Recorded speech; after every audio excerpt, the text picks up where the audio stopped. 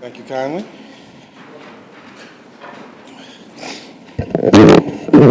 Again, we welcome you to the Massachusetts Appeals Court. For those of you who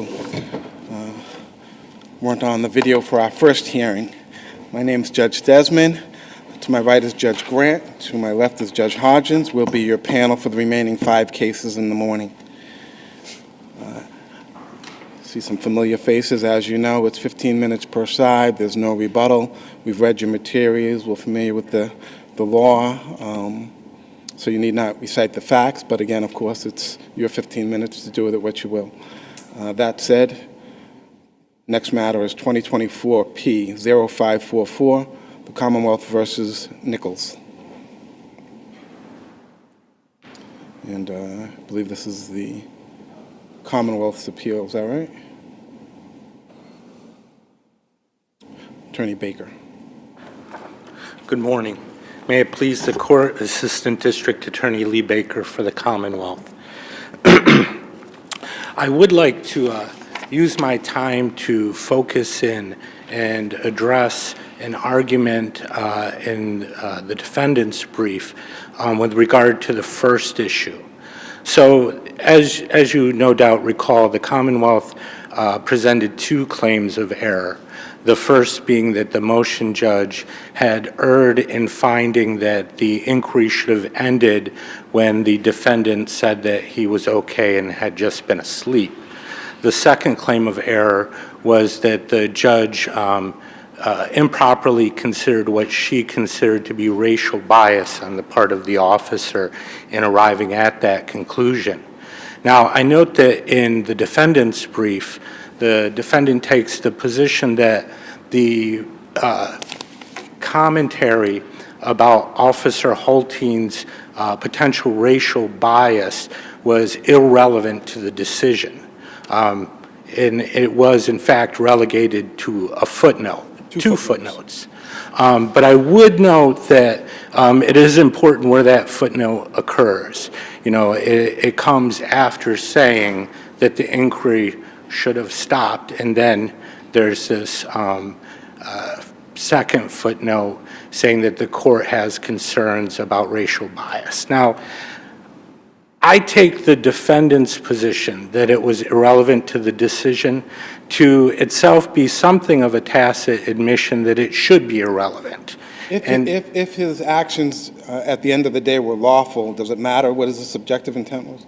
Right, it does not. That's the Commonwealth's position. And so I would agree that the big issue here is whether or not the judge was correct in finding that the inquiry should have ended when the defendant said that he was okay and was just asleep. Now, the defendant relies on Commonwealth versus King in support of his position. And I'm quoting here from, or rather the defendant does, I'm quoting from page 9 of the defendant's brief. As the Supreme Judicial Court held in King, we have no doubt that the trooper was permitted to ask for an explanation of the defendant's presence under the circumstances. The justification of his actions terminated, however, upon the driver's response. Now, taken alone, that seems to support the defendant's position. But I would suggest we have to really dig into the facts of King to see why it doesn't. So in King, what happened was that there was a policy that the state police had that during the winter months, during winter storms, they were to check the rest areas for parked vehicles to make sure that no one was asleep there, that nobody had abandoned a vehicle there, no one was in need of aid. And so the officer in King approaches this rest area, sees 2 vehicles there, one of which is a station wagon with 2 occupants. And the officer approaches, makes some inquiry. And as an interesting side note, there's a weird racial bias involved in that because the officer seems to be alerted to the vehicle by the fact that there was a white man and a black man together in that vehicle. It's strange, but not really super relevant here. Because what ends up happening is that the officer makes inquiry, asks for identification, so on and so forth. And it just keeps going. This is in King you're talking about. That's precisely. And so the court in King, there's the intervening factor that one of the defendants begins firing at the troopers.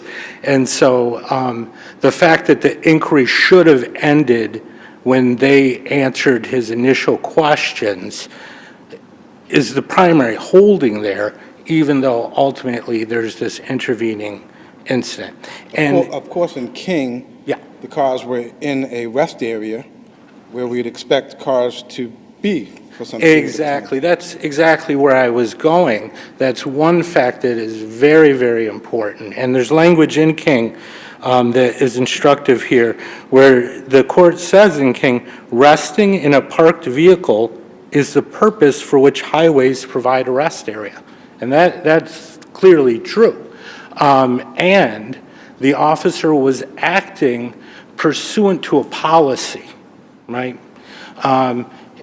In theory, that officer should have checked every car at a rest area pursuant to that policy.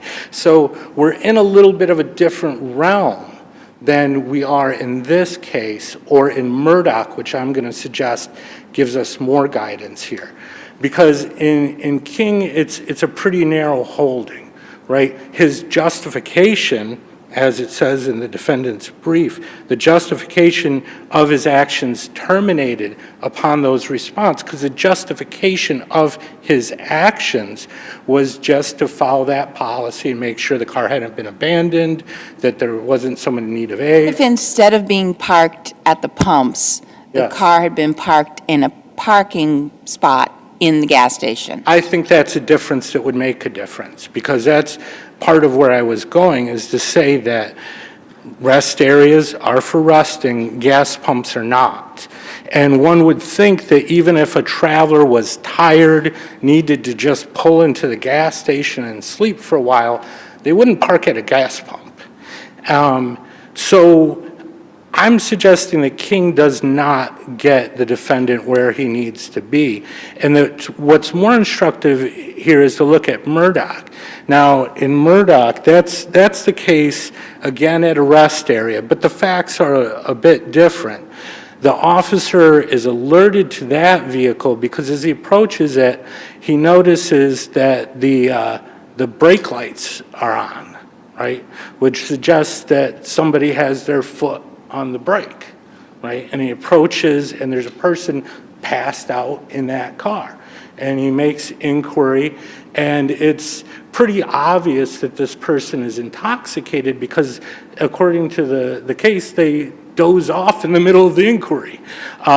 So eventually they're taken out of the car, there are narcotics, and the trial court had allowed the motion to suppress in that case on the basis that even if there was an objective basis here for the inquiry, that the officer still had in his mind that this person might have been on a narcotics bender. And the court said that that's not relevant. What's relevant is the objective basis. And so I would suggest that what we have to look at here in order to determine whether or not that inquiry really should have terminated with the initial response from the defendant is... I'm not sure what exactly that means. So in this case, Yes, we have the car, or at least cars parked at the gas pump in an open gas station at 2 o'clock in the morning, correct. and the police come as a result of a call from the, I'm going to call them gas station attendants, Correct. who had tried to get some response from the Yes. people in the vehicle, Right. with no success. Right. So they called the police. Right. And in fact, that car had been parked there from 2 a.m. to about 5:45. So for a few hours. Right, At an open gas station. Right. When the police responded, they tried to make contact with both occupants of the vehicle. Correct. by knocking on the door, the windows of the Yep. the car, Right. and were unsuccessful. Right. Okay, so then what happened? So then they open the vehicle, right? Did they open the driver's side door first? They open both sides. So we've got an officer on either side, and they open both sides. And here's an important... Both men wake up at that moment? No. So what happens is then at that point, according to the testimony of Officer Hulting, and I can give you a site here. It was on page 19 of the transcript that he testified that at that point, they were yelling at the guys, "Are you okay? Are you okay?" So it's not simply a matter of they open the door, "Are you okay?" They open the door and they're yelling at them, "Are you okay? Are you okay?" before they begin to rouse, right? Another important fact, too, to consider here in the reasonableness of the inquiry is Officer Hulting also testified, and that's on page 28 of the transcript, that medical personnel were on their way at that point. Now, it's unclear whether the people who worked at the gas station had called an ambulance or if one of the officers had, but he testified that there were medical personnel on the way. He also testified... Why is that important? Why that's important, and it dovetails with the other fact that I was going to bring out, which is that he had training in wellness checks. And he testified that he was trying to ascertain whether or not these people were ill, overdosing. You've got medical personnel coming. You're a police officer. You're talking to these people who you had to open the door and yell at them to rouse them. They've said, "I'm okay, I'm only sleeping." But before you can make that call and say, "Don't bring the ambulance," it seems reasonable you want to make a little more inquiry, because I would suggest to you that if you find yourself passed out in a motor vehicle at a gas pump because you're overdosing, intoxicated, what have you, and you find yourself tired, if you find yourself suddenly in a position where a police officer two police officers are at the door of the vehicle, you're suddenly awake, and they're asking you if you're okay. If you are, assuming for the moment, for the sake of argument, if you are intoxicated or overdosing, probably your first response is going to be no, because you don't want to get in trouble. You've already trying to avoid... Your response will be no or yes, that you're okay? Right.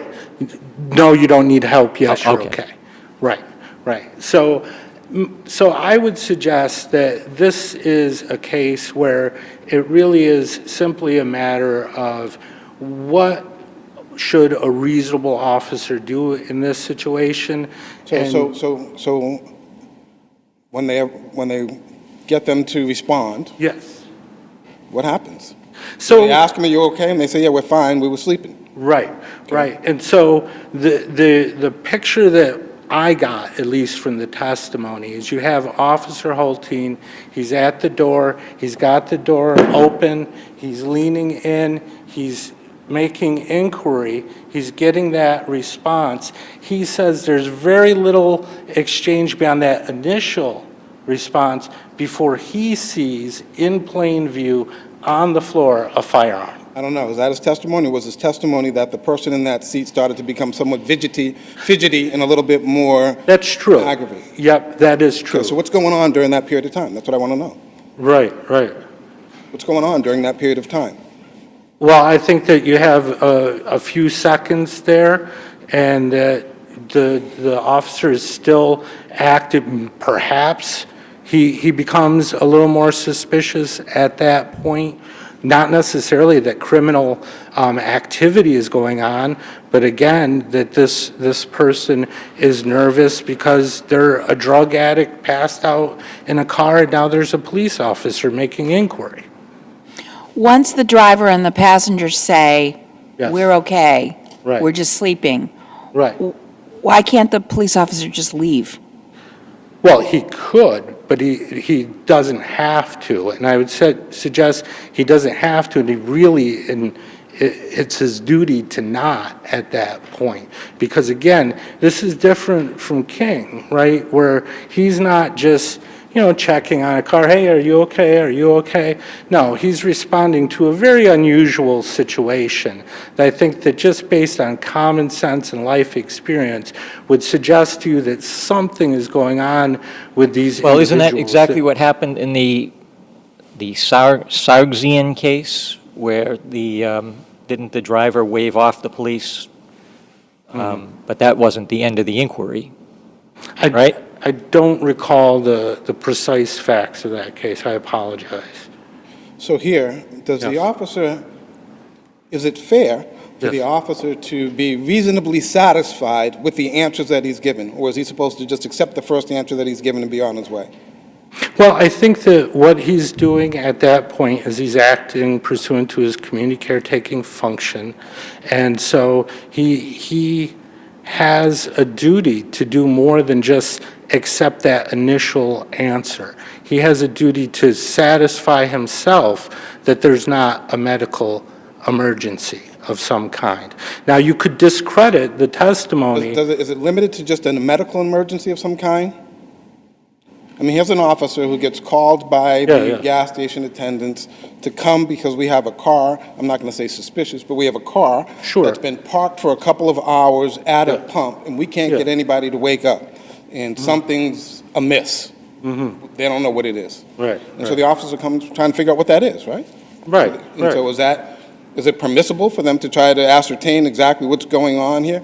Absolutely. It's not a regular occurrence that you have both occupants completely passed out and non-responsive to a number of different efforts to wake them up. Exactly. Yes. So is it fair for the officer to kind of be wondering, are they overdosed? Is something else going on here? What's going on here?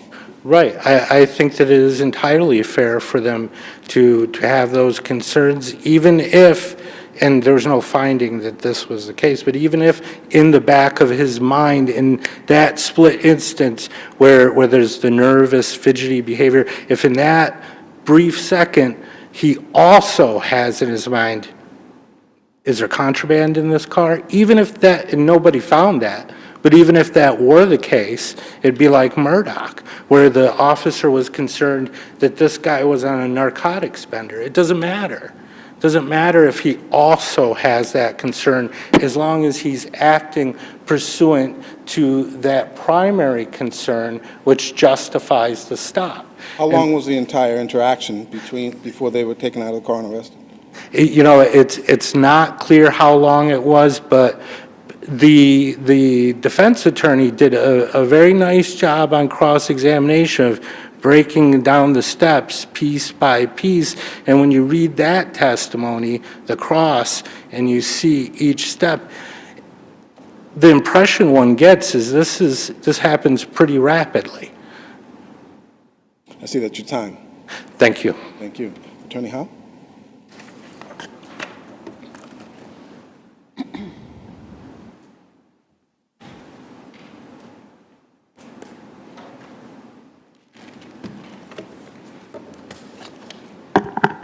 Good morning, may it please the court. Caroline Howe on behalf of Mr. Najee Nichols. So the motion judge here was correct that the initial stop was justified by the community caretaking exception to the warrant requirement, but it was also a seizure. Because the officer's concerns were fully answered by Mr. Nichols, and because the officer didn't develop reasonable suspicion of any criminal activity while questioning Mr. Nichols, the stop should have ended there. So do you agree that these are pretty unusual facts? 2 in the morning, 2 people in a car parked at the pump of an open gas station for a number of hours and can't be awoken, get any response from them. Pretty unusual. As somebody who doesn't regularly respond to these types of things, I don't know, but we do know that there are many cases we see in a community caretaking context. Do you think that's a regular occurrence? I don't think so, but I think that they were called in not because of a suspected overdose, but because they saw these folks sleeping. Sure. And police officers, they're not obligated to check their common sense because they're police officers when they respond to incidents, are they? Of course not. And I think that this officer was specifically trained in well-being checks. And I think that's... But not just a well-being check. It goes beyond that. We're trying to figure out what's going on with two people parked at a pump. Maybe it's a well-being thing, maybe it's not. I don't know. Right? Absolutely. And the officers don't know, and the gas station attendants don't know. Absolutely. Right, so it's not limited to just a well-being check.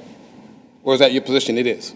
No, I think that you're right, that what the officers need to do is to ascertain the entire situation. So they arrive and they attempt to wake them up, and they can't, and so they open the car doors. And so our position is that that was justified under the community caretaking exception, but it was also a seizure. Because of the way that the officer was standing in front of Mr. Nichols wasn't free to leave. And we know that from cases like Commonwealth v. Summerlin. But they were asleep, right? So how would you be able to assess whether or not someone believed they were free to leave if they're just out? They're out cold, and someone opens the door. So they have no idea. How could that be a seizure? So according to the findings of the court, they woke up when the car doors were opened.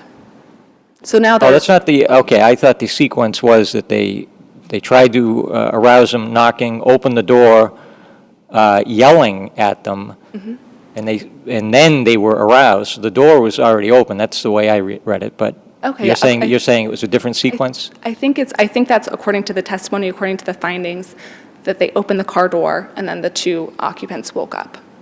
So whether the officers were also yelling as they opened the car door, regardless, they opened the car door see. and the two occupants are awake. So are you saying the seizure happened at the moment they opened the car door? I think the moment that that Mr. Nichols' path was blocked, he couldn't have gotten out of that car without physically pushing past the officer. So when the car door is still closed and the officer's knocking on the window and yelling, that's a seizure? No, I think we know from the cases that that is not a seizure. But once the car doors open and there's nowhere for Mr. Nichols to go other than, into the path of the officer, at that point, it's a seizure. And again, we know that from cases, in contrast to cases like Commonwealth v. Sykes, where the officers are not restricting the defendant's movement. They're not blocking or impeding the defendant's path or direction or speed. I mean, here, obviously, Mr. Nichols' path is blocked. You raise an interesting point, and I kind of struggled with that as I read through the community caretaking cases. And as I read them, it almost seems like courts view it as there's actually not a seizure if we're dealing with community caretaking. Am I reading that right?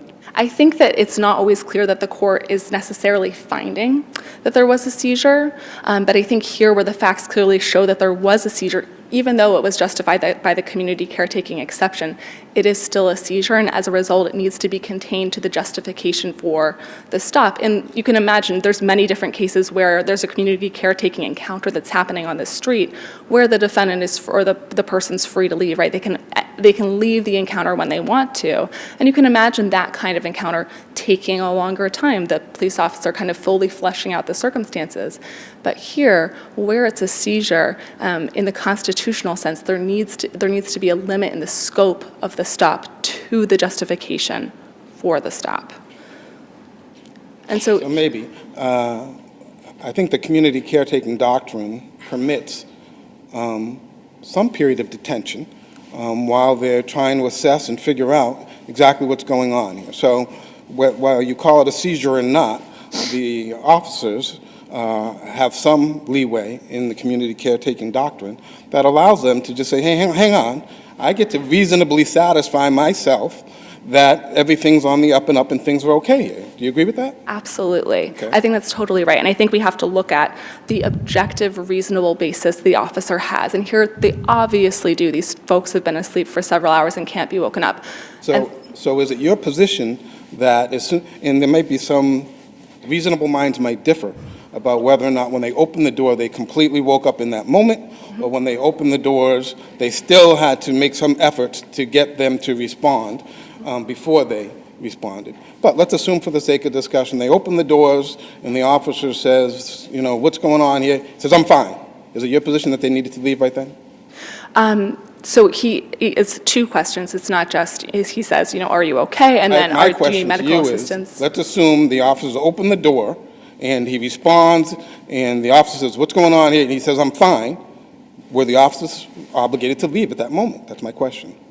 So I think we need to look at all of the circumstances, because it's not just what the person is saying. I don't think that You don't like the question that I'm asking? I don't think that the officer needs to accept what the defendant says. I don't think that they need to take the defendant at their word. I don't think that he needed to say, oh, Mr. Nichols says he's fine, so I have to leave. Okay. I think we have to look at all of the circumstances. So here we have not only Mr. Nichols saying, I'm fine, I was asleep, I don't need medical attention, but we also have no testimony in the record that the officer continued to be concerned. He does not say, I was really concerned about his appearance, he looked really unwell. He doesn't say, I smelled drugs, I smelled alcohol. He doesn't say, I saw needles, I saw alcohol So cans. what does happen? He says, I'm okay, and then what happens?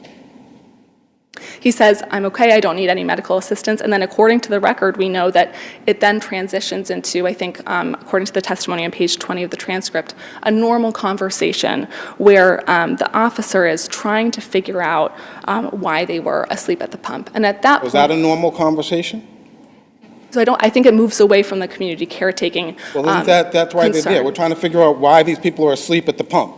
So I think that turns into investigation. And we know that community caretaking exception is actually a really limited one, because we're worried about the safety of an individual or the public being jeopardized, Right. and we're not worried about the detection, investigation, or acquisition of evidence. It's a really limited I understand, exception. but my question is, could it arguably be a community caretaking? I'm concerned for the public, because I have these two men parked at a pump at 2 in the morning until 5 in the morning. That's unusual, and they're not responding, and I don't know what they're up to. And before I just let them go off into the public domain, I need to figure out what's going on here. So I think that we know that according to his observations of Mr. Nichols and Mr. Nichols' responses, and the fact that there's no testimony that he continues to be concerned about Mr. Nichols' welfare, right, that he's not concerned anymore about whether Mr. Nichols is okay, whether he's overdosing. And we now have a situation where there's no reasonable suspicion that's developed of any criminal activity. We know that Mr. Nichols is okay, and unlike most of the cases in the community caretaking context, Mr. Nichols is not the driver of this car. So in a lot of these cases, we have a deep concern that not only is the person not okay, but also that they might be operating a vehicle. Yeah, but again, just because someone says they're okay, I mean, I just think of human nature. How often does it happen where, you're walking along and you fall down the stairs and someone says, oh my God, are you okay? I'm okay, and it turns out, oh no, you actually have a broken ankle. I mean, human nature, you often will say, I'm okay, I'm all set, but maybe you're not. And I mean, what comes to mind for me is just, not necessarily an overdose, but just like carbon monoxide. I mean, you have two people who are knocked out in a car at a gas pump. It almost seems like whatever overcame them both very suddenly.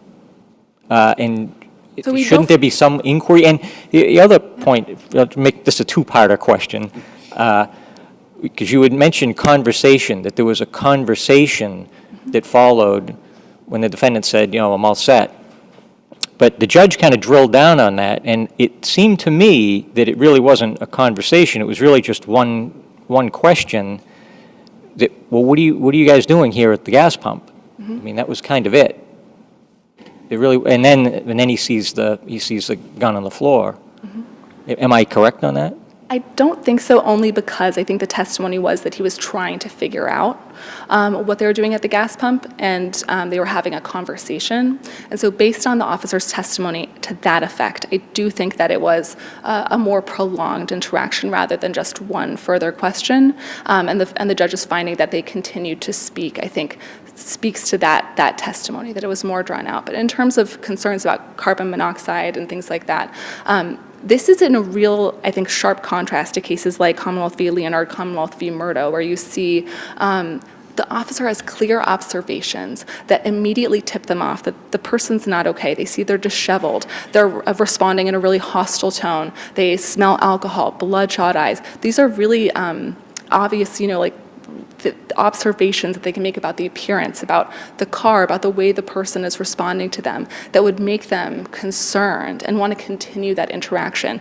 But What in does the police officer do with the fact that it's 5:45 in the morning, this car is apparently blocking the gas pumps, the gas station is probably going to get busier Yep. than it was when they got there at 2 in the morning, the attendants are concerned enough that they're calling the police after almost 3 hours, almost 4 hours. Could the police officer call a tow truck? I think so. Mr. Nichols is the passenger of this car. So I think any conversation about the car needing to move along, that sort of stuff needs to be directed at the driver because he's the one who can move the car or, whether the car needs to be towed. We know from the cases that, that kind of inquiry is properly directed at the person who is in charge of the vehicle. But, going back to Commonwealth v. King, we know that where the person's answers are appropriate and where there's nothing else about the circumstances that would give the officer basis to continue to, have suspicion of criminal Let's pause activity. there for a moment, if we may. Just because someone says it so doesn't necessarily make it so. And for me to ask, or for the officer to ask, are you okay? And that makes you fidgety and nervous. Doesn't the officer have some duty, some obligation to figure out why? That doesn't seem like the appropriate response to my question, if you're okay. So I think the testimony is that he asks if he's all right, he asks if he needs medical attention, and then after, when he continues the conversation, I'm that's asking when the about that. nervousness You keep saying develops. continued the conversation, so I'd like to know, what was the continued conversation? Tell me about that. I think according to the testimony, it was a normal conversation, and it was the officer's attempt to figure out why they're at the gas pump. Okay, And so I think that's it's- fair, right?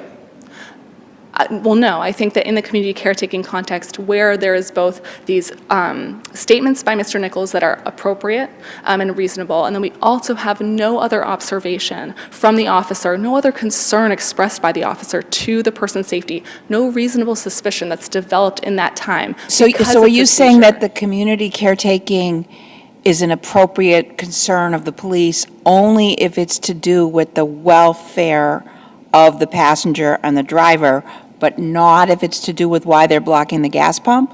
So I think the community caretaking exception specifically says an objectively reasonable basis for believing the safety of an individual or the public is jeopardized. Community, right? Right. So, And so here, the officer is not reasonably satisfied. I mean, I think you just told me the conversation is he's still trying to figure out why are these guys parked at the pump? Isn't that what he's supposed to be doing? I think in a normal encounter where he's not seized the people, yes. I'm not sure when you say a normal encounter. These aren't normal facts. So I'm not sure when you say a normal encounter. I suppose I should have phrased it better. An encounter where the person is not seized. You can imagine that's often what police are doing. They're interacting with members of the public out in the community, and those members of the public are not seized. And those encounters can carry on for much longer than in this context. But because Mr. Nichols is seized, and because the justification for that seizure is this limited exception to the warrant requirement, it needs to end when that justification ends, just like in Commonwealth v. Tavares, when you pull So over. when does the justification end? As soon as he says, I'm fine? Even if the officer's not convinced he's fine? Where there is evidence in the record that the officer felt that he wasn't fine, or there's any objective basis for the officer to believe that he's not fine, again, we see in all these cases that the officer observes things about the defendant, about the surroundings, that make them have pause about. So if you're fine, why are you parked here for 2 hours at an open gas station pump from 2 to 5 in the morning? So I think he said he was. Those two things kind of make sense? I think the testimony is that he was asleep, but They again. were both asleep. They were both asleep. And so I think once he's ascertained that he is physically okay, he doesn't see anything else that gives him pause about the situation. And Except the gun. which happens after, during that extended conversation. That is, Been extended. How long do you think the whole interaction was? I don't think that before they found the gun? How long do you think it was? 5 minutes, 10 minutes? I don't think that we know from the testimony, but we do know that this conversation carried on after those community caretaking questions had been fully answered, and we know that the officer did not have any more concerns about Mr. Nichols. I see my time has expired. Any other questions? No, thank you. Thank you very much, Attorney Howe. The matter stands submitted.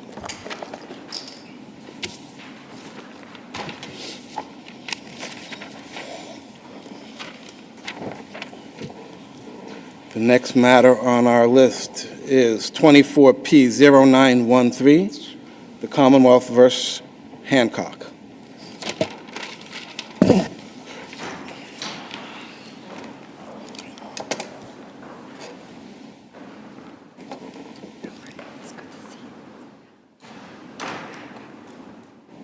Attorney Osborne.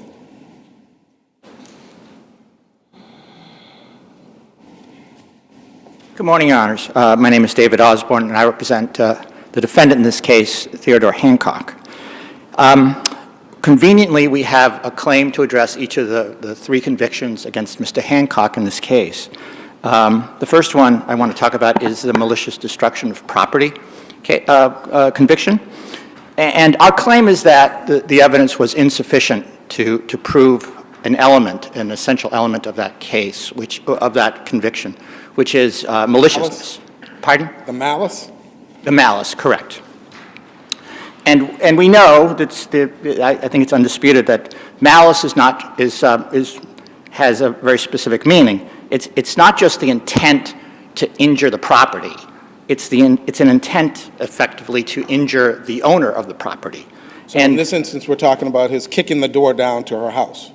Is that the? That's correct. That is the only property destruction that we're talking about here. It's the kicking of the door. And even accepting all the inferences in the light most favorable to the Commonwealth, the evidence is not sufficient to prove that act of kicking the door was malicious. Because, again, it has to be, the courts have said that it requires a state of mind of cruelty, of hostility, or revenge. Yeah, but in the context, though, I mean, the defendant was thrown out of this residence, and it seems a pretty short walk from there to, you go back and you're kicking in someone's door, you're directing that at the person who threw you out, and it's to disturb her peace of mind in her home. It seems that it's pretty much directed at her. Well, there's a problem with that, Your Honor, and that is what the Commonwealth says. The Commonwealth says, well, one evidence of malice is that Mr. Hancock was kicked out of the house. The problem with that claim, though, is that that's not in the record. There was testimony by the SB, I'll refer to her as SB, the ex-girlfriend, that she kicked him out of the house. But there was an objection by trial counsel. The judge sustained the objection and struck it and instructed the jury not to consider that testimony. What's striking about this case, because the Commonwealth knows it has to prove malice, what's striking about this case is that the Commonwealth presents no evidence whatsoever of the nature of their relationship. It doesn't present, there's no evidence about who broke up, who terminated the relationship, who kicked who out of the house, because that was excluded by the judge. I understand, and I'm not sure why that might be important, and you'll tell me. Well, the Commonwealth says it's important. Hang on for a second. Yeah, the Commonwealth says it's important. So hang on for a second. That's their evidence of malice. Hang on means hang on. Oh, I'm sorry. Okay. Hostility. This wasn't a hostile encounter. We have the video. We've seen the video, right? You have seen the video, Your Honor, but that is not the encounter that we're talking about. That's we're talking after about he's two into the encounters. house. But the testimony, I thought, was this kind of back and forth while he's outside the door. I want to come in and get my TV. Go away. You can't come in and get me. I want to come in and I want to get my TV. Go away. My kids are here. Don't come in here. Correct. My kids are here. Go away. I'll bring you your TV tomorrow. And he kicks the door down and goes in and gets the TV. So that's the factual background, right? That is And you're all saying correct. that's not, there's no hostility there? Yes, that is what I'm saying, Your Honor. There's not hostility, there's no evidence of, or you can't even infer evidence of hostility towards SB. The reason is because is because he's not yelling, he's not shouting at her. She testifies. She's asked the question by the district attorney, was he yelling? And she says, no, he was talking. He asked to get his TV set, and this is the important thing.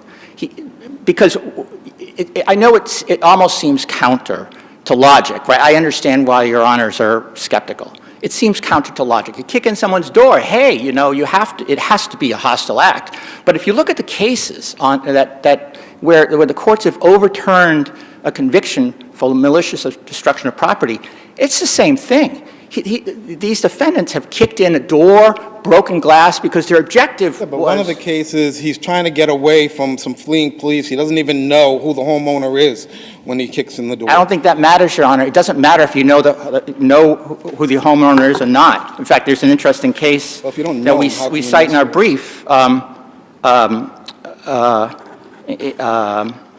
the Armand case, where the person is trying to get into a car to beat up the occupant. Is that hostile? You'd think so, but the court reversed his conviction and said, no, the damage to the car was incidental to his objective of beating the occupant of the vehicle. And he wasn't attempting to damage the vehicle as a way of intimidating or overpowering the occupant. He just wanted to get into the vehicle to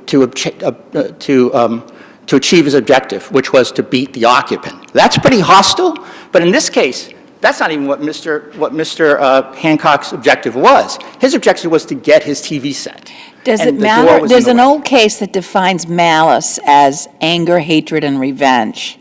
Does it matter? Does it matter if your client was angry at his ex-girlfriend because of their past relationship, or if he was angry at her because she wouldn't give him back his TV? Well, he's not, there's no evidence that he's angry that she's not giving back his TV.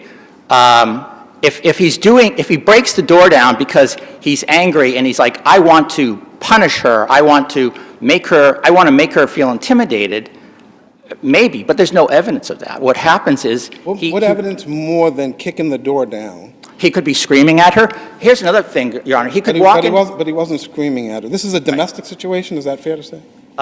Yes, it's two ex-partners, correct? Right, so they had been in a relationship. Who knows who broke up with who and why, but we know that they had been in a relationship, and the relationship had recently ended. Is that fair to say? That's all we know. The relationship ended. We don't know why, we don't know who. Could have been And amicable. we know that he had Could have been been staying at acrimonious. her apartment for some time and had some belongings there. We know that, right? Correct. That's correct. And so what time of day is it when he's This out is there? in the evening, I think about 6 to 7 o'clock, probably between 5 and 7 o'clock. How would you characterize his behavior? Characterize what, sir? How would you characterize his behavior, Mr. Hancock? How would His you behavior. characterize I think it was not, perhaps not prudent. I don't think that is the response that you would expect from So that's ordinarily. what it's not. That's But what that it's is not. What not- do you think it is? But that is not malice, Your I Honor. understand. What do you think it is? I think it is bad judgment. And by the way, Your Honor, there's another important thing. The Commonwealth says, you have to look at what the Commonwealth argues is the evidence of malice. It says, one thing it says is, well, okay, so she kicked him out, which we know that is not in the record. That's simply not true. She says she offered a non-confrontational alternative to getting his TV set by saying, I'll give it to you tomorrow. But you have to speculate about what that says about his state of mind. That may be reasonable to her, but to him, he wants his TV set, he's there. The third thing Well, is but that- wait a minute, okay, even if we accept all that you just said, is still the evidence that there were two doors. It was the outer door with the buzzer on it, Yeah, that's right. It's because of the and she was not letting him in, so someone clearly buzzed him in or whatever, or presumably walked That's through the correct. door and he just walked in the open door. Yes. So he's aware, and through he's aware that she's not being responsive to him coming in. Right. Right? But he goes in anyway. So, and then he gets to the second door, which is the actual door to her residence. Yes. and then he kicks it in, That's destroying the frame. That's And correct. this wasn't just like shouldering the door in or something. I mean, it was destroyed. Accepting the evidence in the light most favorable to the Commonwealth, because there was a dispute about that. Mr. Hancock's father testified that the door had been broken 2 weeks earlier. And that's an important point, Your Honor. One of the things that the Commonwealth says is, well, he kicked in the door before, and that shows that he knows what effect kicking a door would have. Well, I don't think he needed to do it twice to know what the effect of kicking a door would have. But the important thing about this is that which is why I think you can't infer malice. One reason why you can't infer malice is you've got a situation. You might think, well, this is crazy. You know, this guy kicks in the door because he wants his TV set. But we know, undisputed evidence, that 2 weeks earlier he kicked in the door because he locked his phone and keys in the apartment, which is again, this is why I say he's not exercising good judgment. No, but that incident had nothing to do with SB. It had nothing to do at all. It wasn't angry at her. Was he angry about locking his keys in the house? He wanted. He Angry at her or needed. not, but was he angry about locking Well, the we don't keys? know. We don't know if he was I think angry or we he was just understand like, your I'm a argument on dope. malice.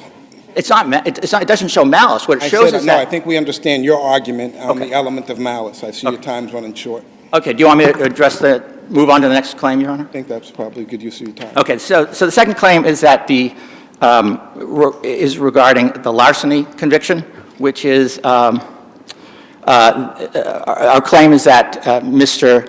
Hancock was entitled to a defense, an instruction on an honest but mistaken belief defense. That the phone was, now we're moving from the TV now to Yes, the phone. the iPhone, the Correct. cell phone of some Correct. sort. This is essentially the second incident, right?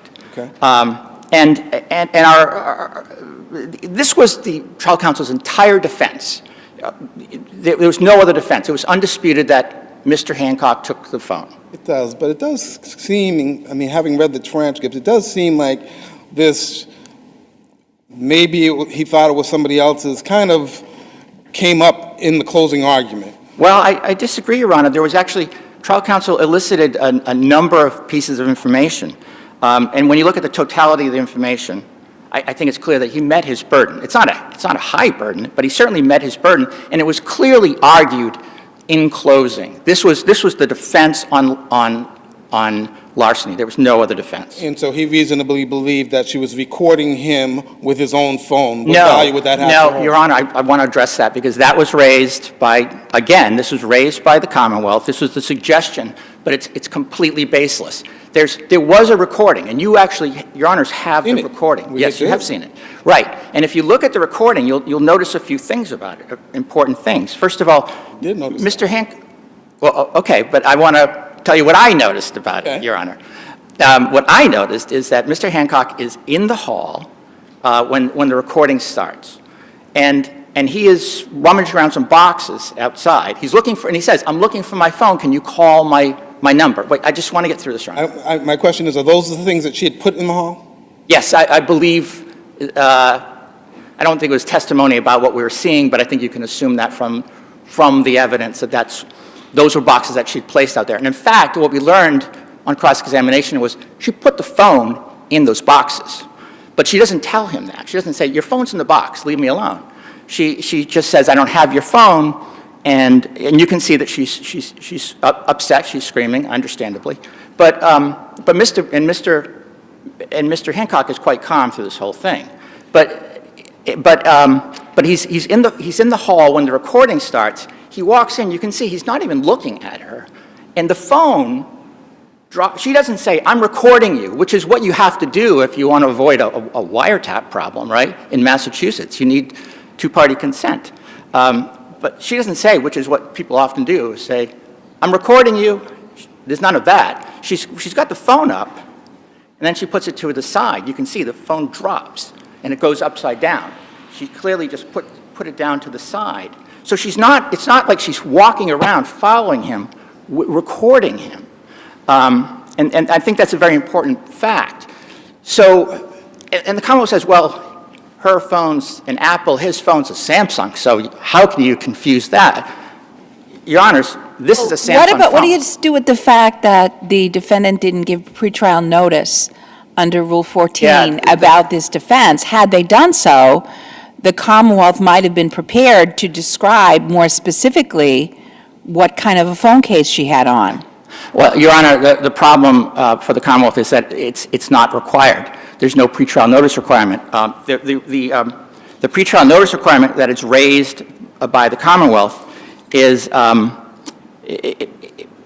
Rule 14, Criminal Rule 14. It sets them out. And there's only 4 claims. There's license, there's claim of authority, there's claim of ownership, and there's exemption. I'm not talking about alibi or mental health defenses. Those other defenses, affirmative defenses, those are the only claims that require pretrial notice. And it's kind of obvious why, in a sense, Your Honor. It makes sense. Is this a claim of ownership? This is not a claim of ownership. Mr. Hancock is making the complete opposite claim. He's saying, I didn't own it. It was a mistake. The Commonwealth, Mr. Hancock... The argument was he reasonably believed that he owned the phone that he took, and therefore it couldn't be lost.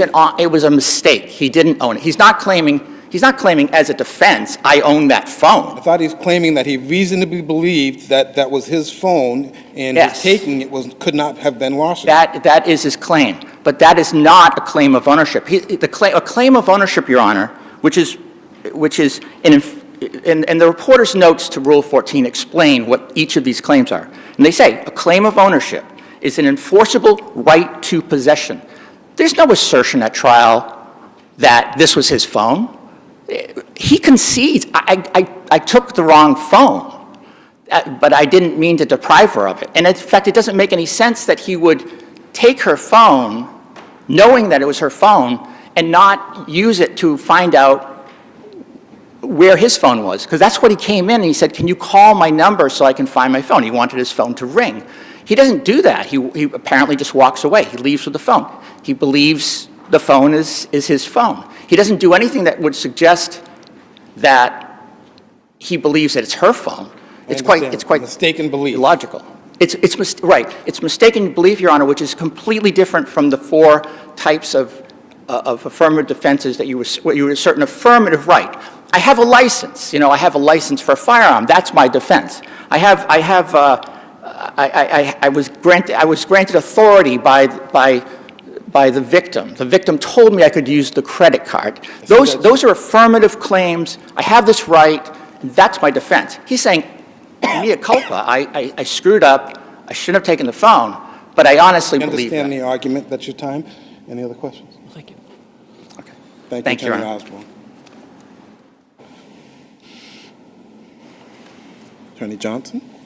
Good morning, and may it please the Court. My name is Melissa Johnson, Assistant District Attorney from Plymouth County on behalf of the Commonwealth. I want to first address where my brother left off with the Rule 14 notice of claim of ownership. Your Honor, Commonwealth v. Ryan and Commonwealth v. Vives, V-I-V-E-S, at footnote 4, completely contradict what my brother has been saying. Yes, you do need to give the Commonwealth notice of an affirmative defense of claim of ownership, even if it's based on an honest but mistaken belief. So yes, we were entitled to notice, and of course, as Justice Grant says, we probably would have tried the case a little bit differently had we known that was going to be the thrust of his defense, probably gotten a little bit more information about the phones themselves, what they look like, also some information about what the defendant said to the father when he gave him the phone, and of course, that testimony was cut off. But it's really neither here nor there. We're talking about a substantial risk of a miscarriage of justice. And the idea that this defendant actually thought this was his phone that the victim was using to record him is just preposterous. He never once said, hey, that's my phone, give it back, at all during this interaction whatsoever. We have her recording him. He clearly was upset about that. He's asking the daughters to call his phone so that he could hear it ring. So he clearly doesn't believe the phone that she has in her hand is actually his. So in terms of reviewing this for a substantial risk of a miscarriage of justice, whether he's entitled to that honest but mistaken belief instruction, there's simply not enough evidence to give that any kind of credibility, that claim. Did he request that instruction, or was the judge supposed to sua sponte give that instruction? Well, he should have first given notice to us, and that would have kind of started the ball rolling. But I do believe that he should have requested the instruction. Based on the evidence that had come in, there really wasn't any reason for it, and that's why we're here reviewing as a substantial risk. Could the judge have sua sponte given it? Certainly the judge could have brought that up and said, hey, I see some evidence here that maybe he mistook this. But really the thrust of the defendant's defense, and the closing argument was a little bit unclear because that's kind of the first time this sort of popped up. As I understood it, the defendant seemed to be saying in terms of the larceny conviction is, hey, well, I took her phone, but I didn't intend to permanently deprive her of it. I was going to give it to my father, and he was going to get it back to her. That seemed to be what he was saying, although obviously not very persuasive, but that seemed to be what his defense was to the larceny. Father's an ex-police officer. Yes. And he gave it to the father, and of course that conversation was cut off in testimony. I would have been interested to hear what the father said, what the defendant said when he gave it to the father. So that appeared to be the thrust of the defense on that particular count. And so for that reason, there was no substantial risk of a miscarriage of justice by not giving this particular instruction. The jury would have come out the same way on that particular count. In fact, they gave him a little bit of a break in coming down on the lesser included of larceny under versus larceny from a person. If there are any further questions on the larceny conviction, I'd like to turn back to the malicious destruction of property, and I think it's very difficult to really evaluate this in the light most favorable to the Commonwealth without looking at the context of the relationship here. All of the cases that the defendant has cited, in Woods and Redmond, all of those are cases where there's no connection whatsoever between the property owner and the defendant. The defendant just was fleeing the police and happened to bust in the door, or there was a robbery or a break-in. They wanted to get the computer equipment and happened to bust in the door and damage the door. So there was no relationship there, but here there is evidence of hostility between these parties. The victim is testifying she doesn't want this person to come into her apartment, specifically because she knows there's going to be an ugly confrontation and her daughters are present. So we know that this is not a... What do you point to as evidence of hostility? I point to the fact that the victim is testifying that she doesn't want him to come in because she thinks there's going to be a confrontation and her daughters are present. So I think there's an inference that there is not a positive relationship there. The fact that they had just broken up a week before, and she had taken his keys so he could not get in the house. The fact that she was trying to placate him by saying, look, I will give you back your TV tomorrow, just not now. My kids are in the house. So she is concerned, rightfully so as we find out, that there's going to be something violent happening if he gets into that apartment. And in fact, there was. Did that happen, or did he just go in, grab his TV, and leave? That's true. That is essentially what he did, but he could have waited till the next day. He didn't have to bust open the door. And that really is a sense of, look, I'm not listening to what you say to me. I'm overpowering you. I am claiming power here, and I'm going to bust into an apartment which he had no right to be in, take my TV, and leave. Okay, that, of course, the fact that he also wants his TV is not an antithesis to the fact that there's also hostility. It doesn't mean one cancels out the other. You can both be hostile and want your TV back, but it's the way that you're doing it that you are actually busting through the door and intimidating the property owner by doing so.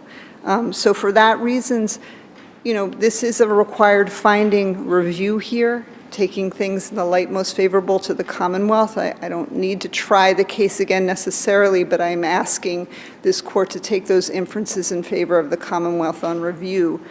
I do believe that there's enough here to prove malice.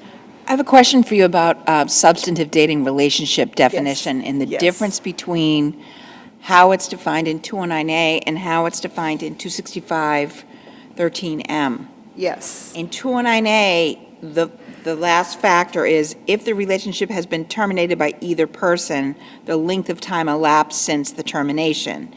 In 13M, there are two separate factors, whether the relationship was terminated by either person and the length of time. Is that a legislative typo? Your Honor, I'm really glad that you brought that up, because I do agree with my brother. There's something not quite right about that definition in 13M subsection 3.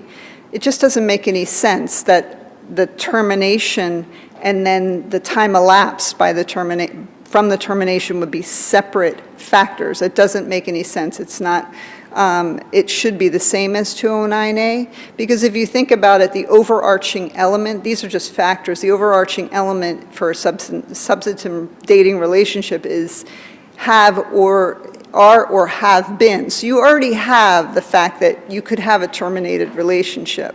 And then these factors kind of leave you to define what they are. So it's almost like redundant that there would be this fourth factor. So to me, in my ideal scenario, I would have this court say, yes, the Commonwealth has shown that there's no substantial risk of a miscarriage of justice here, because clearly this dating relationship was not a contested issue. However, legislature, you do need to clarify this, because it's clearly, does not make sense. Now, in this case, the jury was instructed properly, and I don't think there's any substantial risk here. It's not a contested issue. Ask a question about it, though. There was a question about it, because I think that they may have just wanted to hear the overarching element, are or have been in a substantial dating relationship. So I think that, because I think the factors that the judge instructed on were absolutely correct. He kind of subsumed that fourth and fifth factor, just saying, the relationship was terminated, but you need to consider how much time has elapsed, essentially. So again, in my ideal scenario, this court would say, I agree with you, Commonwealth, there's no substantial risk here. However, legislature, you may want to tweak that a little bit to make it in conformity with 209A. And that's what I would request. If there are any further questions about it, I'd be happy to answer them. Otherwise, the rest of my brief. Matter stand submitted. Thank you both. Thank you. Want to take a break? Want to take a break? Up to you. Take a 5-minute break. Let me see what you got. All right. Thank you. Give me 1 second.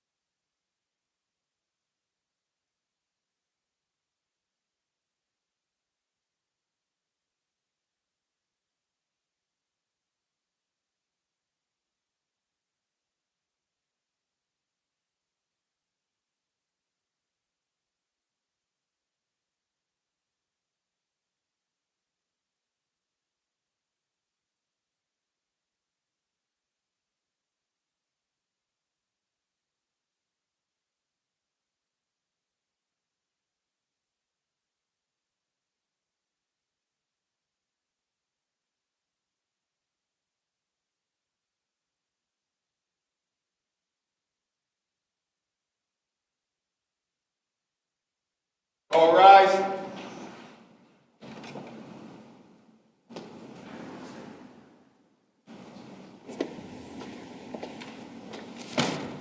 Thank you kindly. Court is open. Please be seated.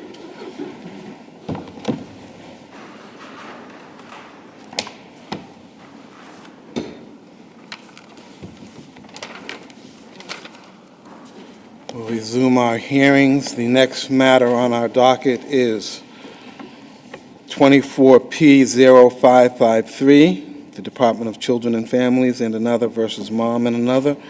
Remind the panel, parties that the case is impounded. Attorney Katz?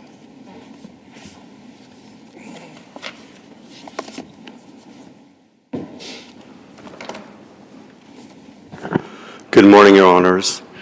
Daniel Katz for the appellant mother, who is with me in the back of the courtroom with her case manager from a nonprofit that contracts with DMH. Thank you. This is a case which should be reversed and remanded by Your Honors, and I'd like to start with the first issue that this court should not give the usual deference that is accorded to a juvenile court judge in these types of cases. And the reason is because the judges of the juvenile court have certain mandates, and one of those is that the findings must be, not should be, but must be specific and detailed to show that close attention has been given to the evidence. So here, mom's rights were not terminated, right? Correct, Your Honor. Found unfit, but her rights were not terminated. Correct, Your Honor. Okay, go ahead.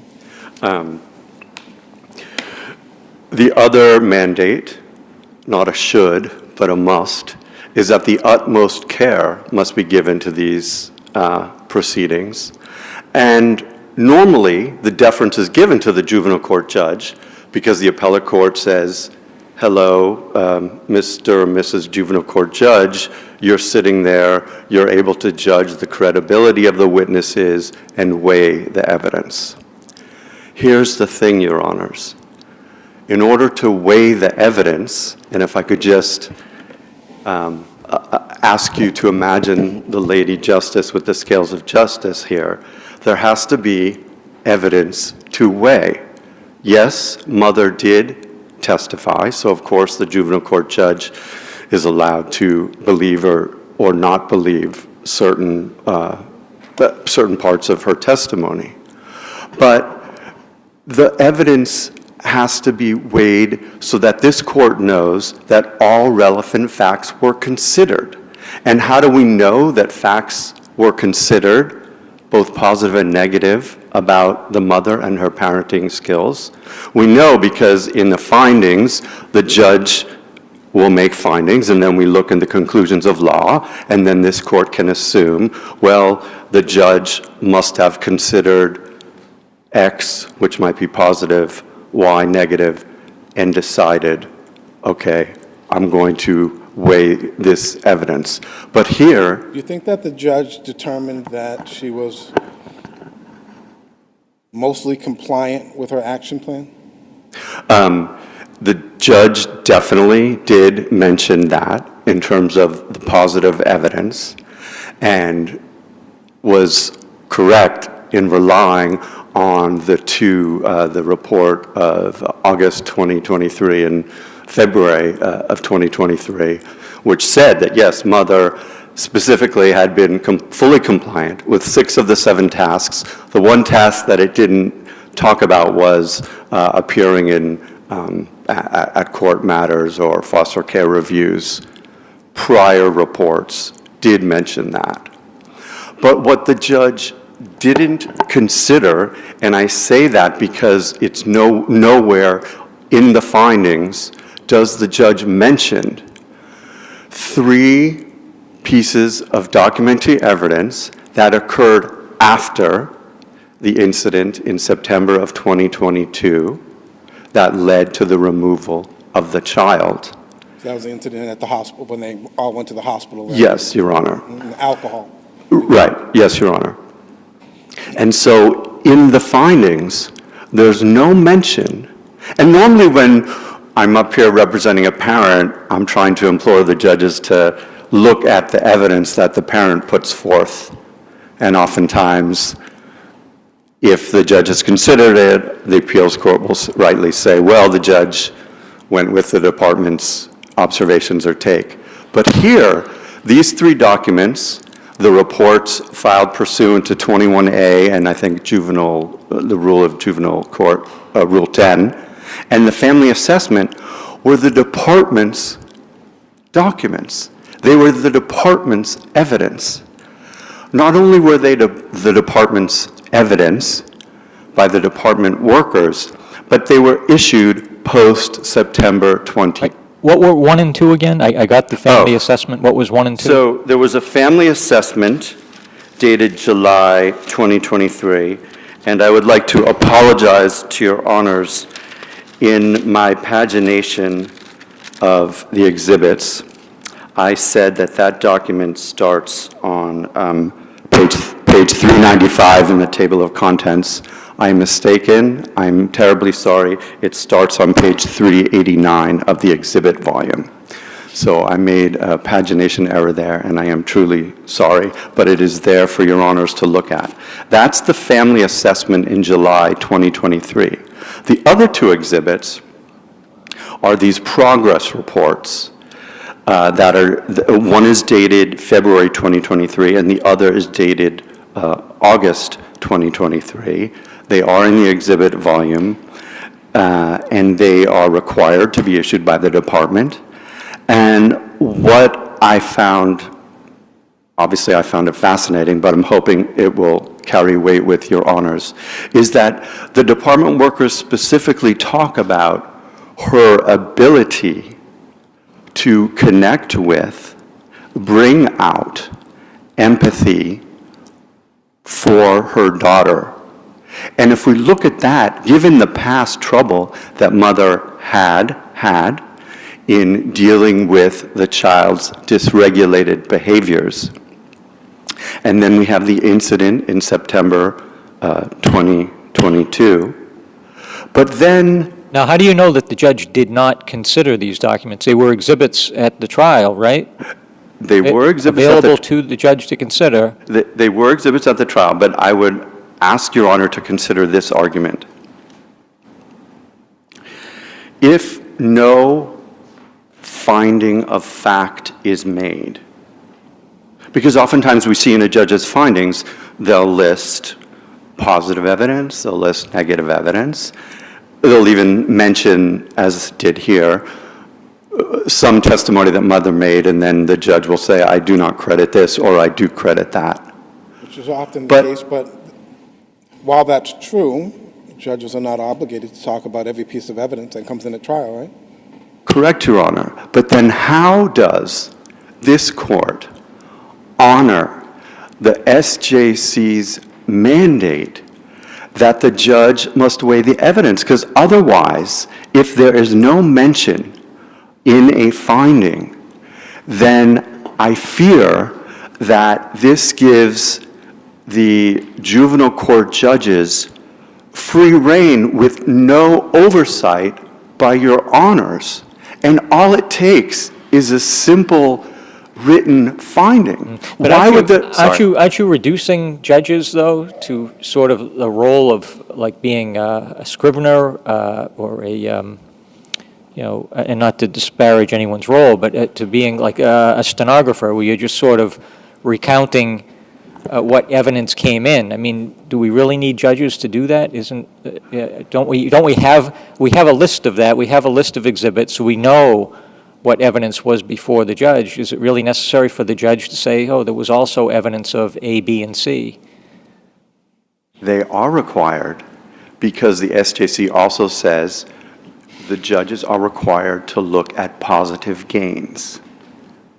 Therefore, these three documents, which I hope your honors will look at, and I trust and thank you, you will, were issued after this unfortunate incident in September 22, and how else can we determine that the judge is not allowed to completely ignore? And we know that famous quote from many years ago, the SJC saying, troublesome facts must be faced. Well, bingo, here are the troublesome facts written by the department, which are both positive about mother's insight into her ability, even with the past struggles with her child and the September 20. No, go ahead, I'm listening. When you say her insight into her ability, speak more to that, please. Okay. Your Honor, I wish those reports had given me, and therefore, Your Honors, more detail.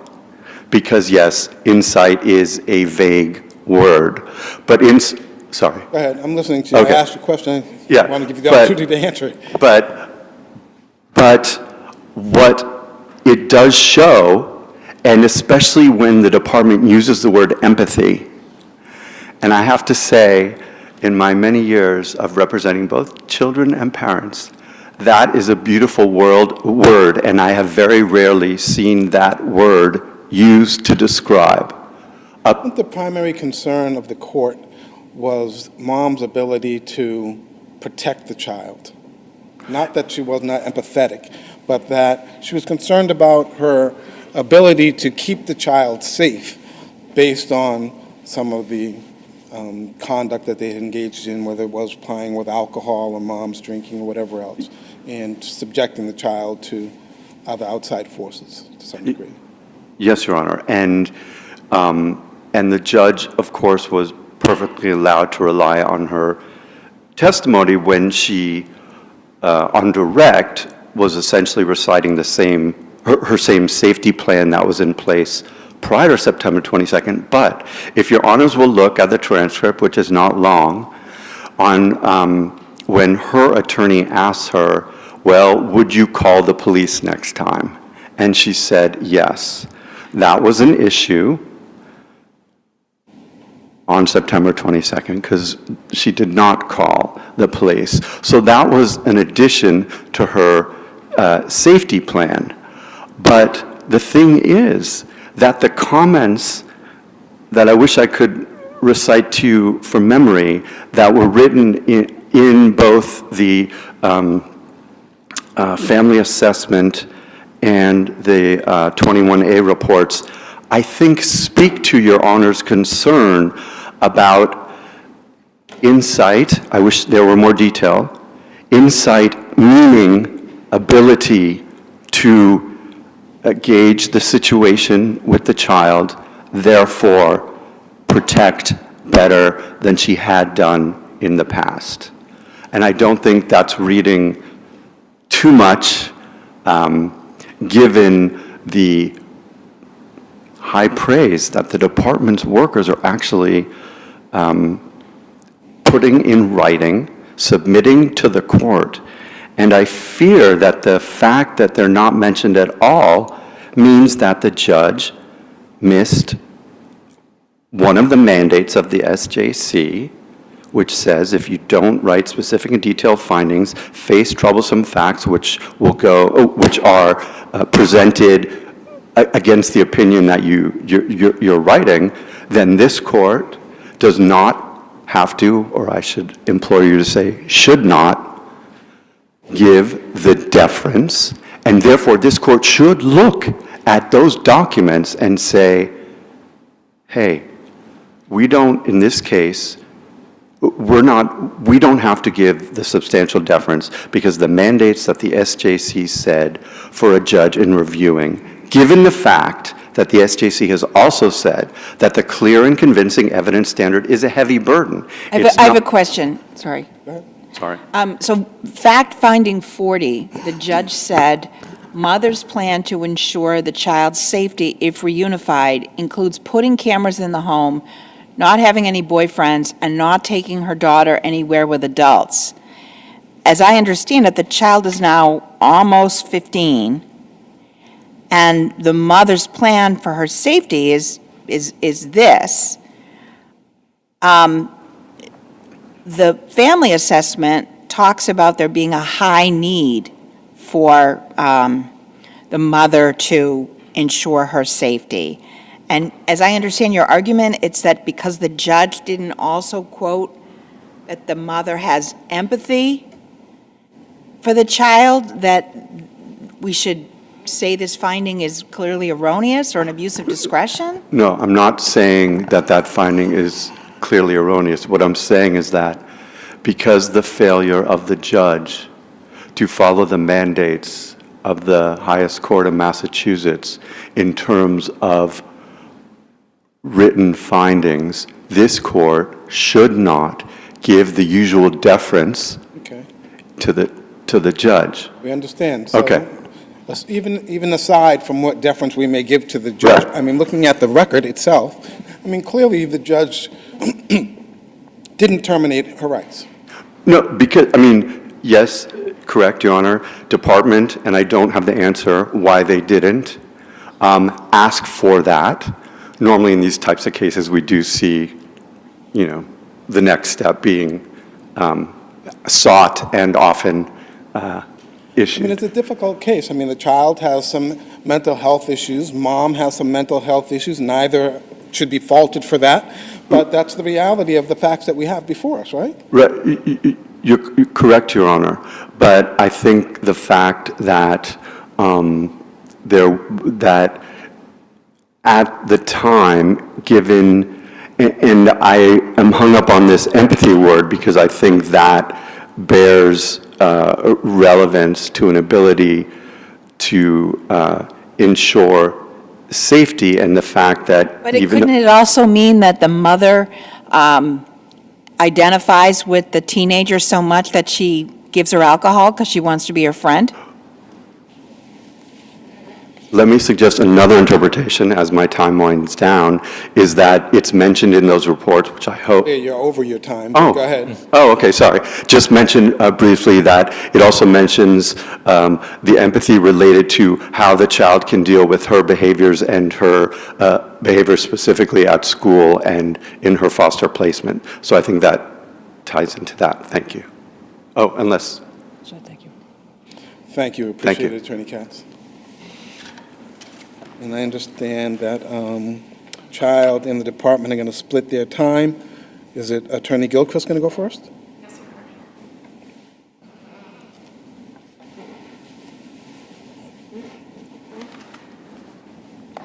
Good morning, Your Honors. Attorney Claire Gilchrist for the Department of Children and Families.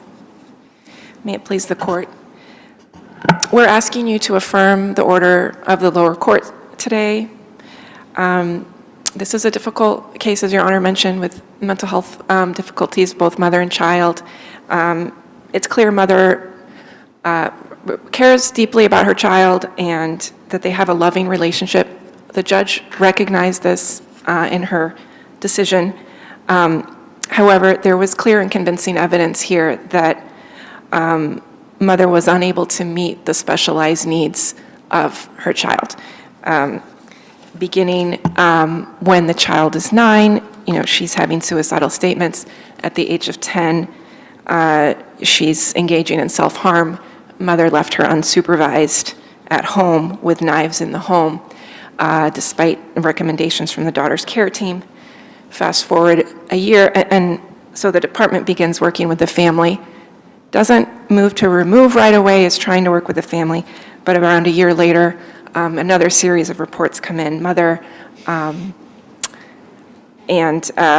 child are both hospitalized, and so removal is necessary. Mother's not able to sign for the child's care. So, and then we see that the judge does credit the positives.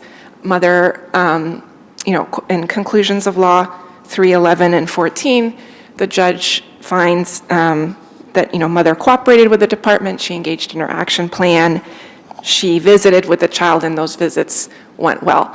The department attempted to reunify and place the child back with mother, and within 5 weeks, we have a very serious incident where mother supplies the child with alcohol and supplies her minor friend as well. Child is 12 years old at this time, brings her to an adult party, leaves her alone, and then we have these credible allegations of sexual assault at that party.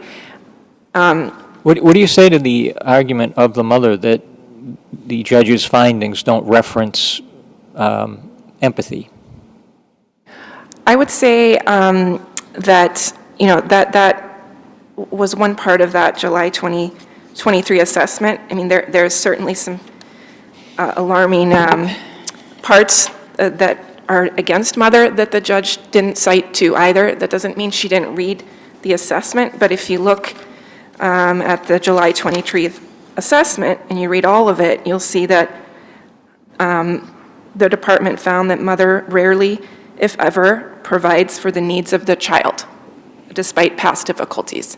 That's a pretty damning statement there. So we don't have any indication that the judge disregarded pieces of evidence. She does, in her findings, cite to events that occurred, February 2023, finding 47. So she clearly is reading the reports of the department that were submitted into evidence. And we have custody of Eleanor, and we know that judges don't need to cite to every piece of evidence. But globally, the judge, did credit mother for all the positives.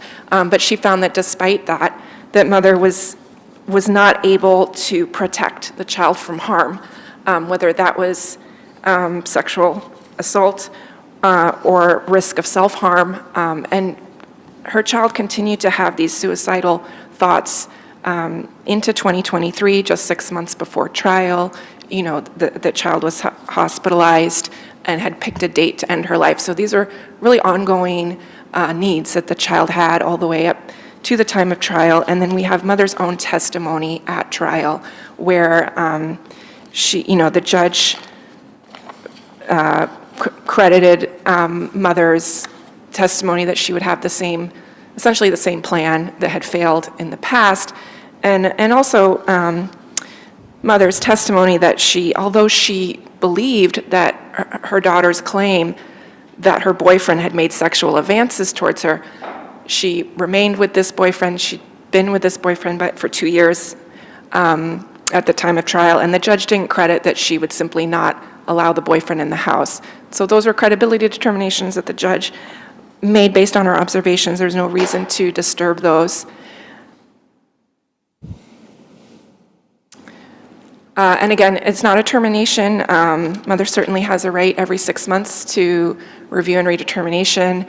And we do see in cases with children who are a little older that the department doesn't necessarily seek termination, especially when the child can be placed with family and then there's still a connection. Is that still the plan, that the child might be placed with family in Pennsylvania? Your Honor, if I may go outside the record to answer that? Or? Sure. I'm sorry? Sure. She is now placed with family in Pennsylvania.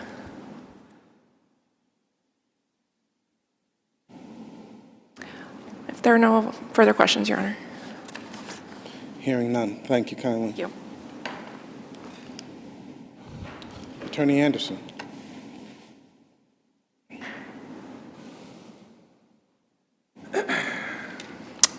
May it please the court, my name is Scott Anderson. I represent the child in this case.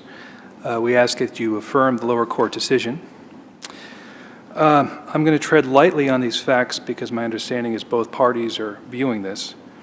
But I would like to first point out that by my count, the findings of fact cite and incorporate 35 exhibits from the trial. So as far as paying attention to the record, I think that speaks for itself. And in addition, I would ask you to take into account the transcript appendix, particularly pages 156 and 157. That is mother's account of what happened on June 13th, 2022.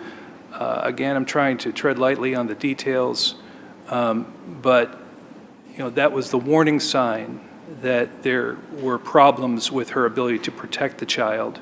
That problem was not alleviated over the 2 years at the time of trial. And so when you look at that, the issue of credibility is the central issue in this case. The mother's credibility as to whether things will get better, her promises of a plan and so forth. But when you look at what happened June 13th, 2022, when you look at what she says on October 31st, 2023 at trial, 19 months later and nothing has changed, that speaks for itself, we would argue. And to finish, I would like to speak about the case adoption of Rona, just to avoid details. I think that'll make the point without talking about the record.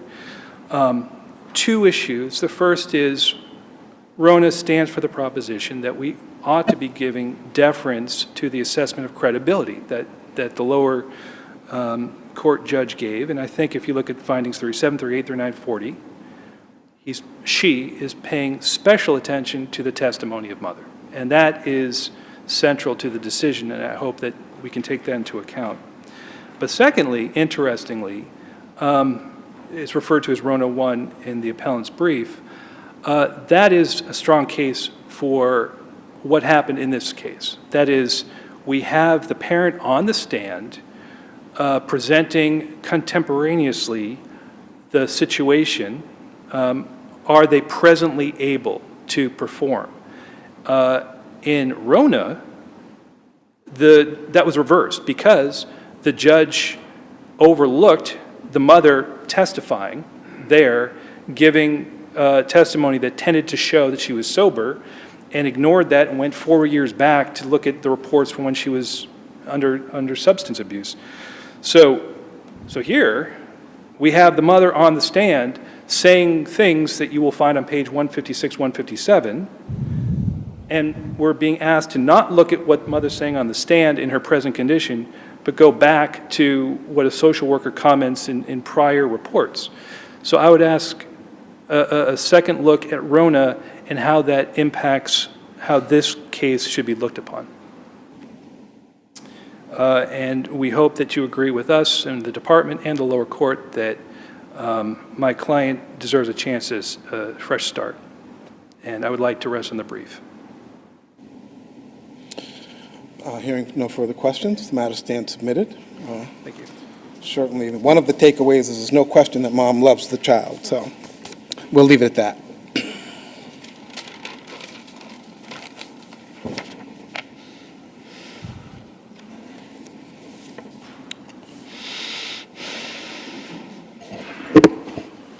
The next matter on our docket is 23P1376, also partially impounded, John Doe, number 250253, versus the Sex Offender Registry Board.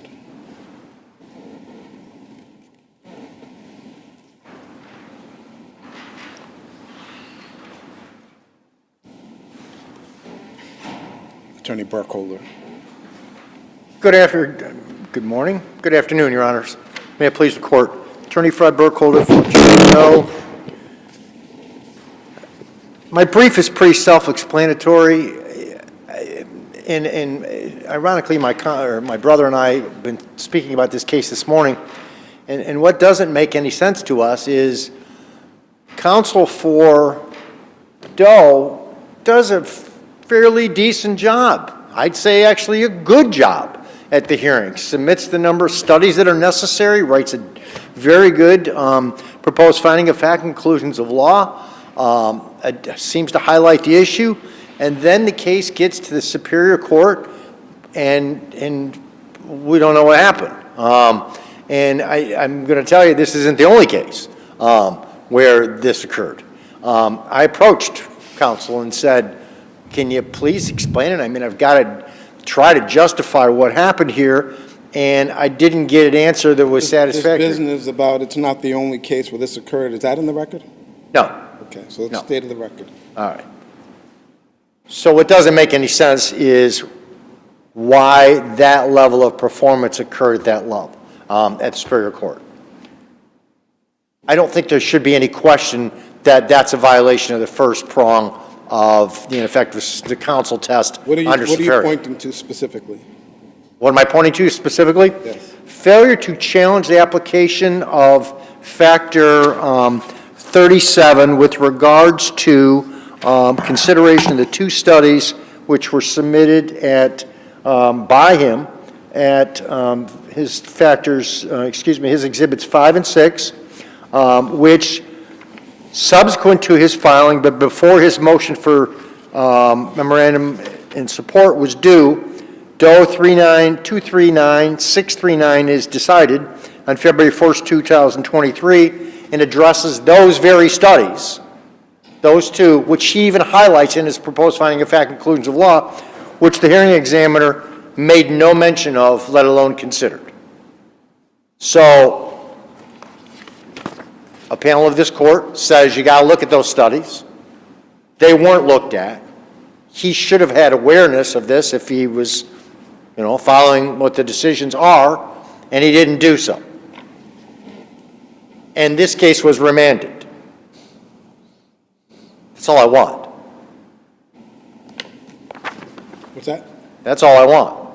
Same thing that happened in this case, same studies were involved, same lack of consideration, and same thing occurred here. Only difference is, this case, here it was raised in this court, whereas before it was raised by a motion, and I just checked before I stood up here. I was appointed on November the 20th of 2023, and after speaking with counsel and realizing I had no affidavit that generally needs to accompany a motion for leave, and then of course a motion to vacate, and that it's so blatantly clear, and there's a decision that's right on point, the very same studies, the very same issue, and the very same result, that under Zinsser, I thought the basis was indisputable on the record.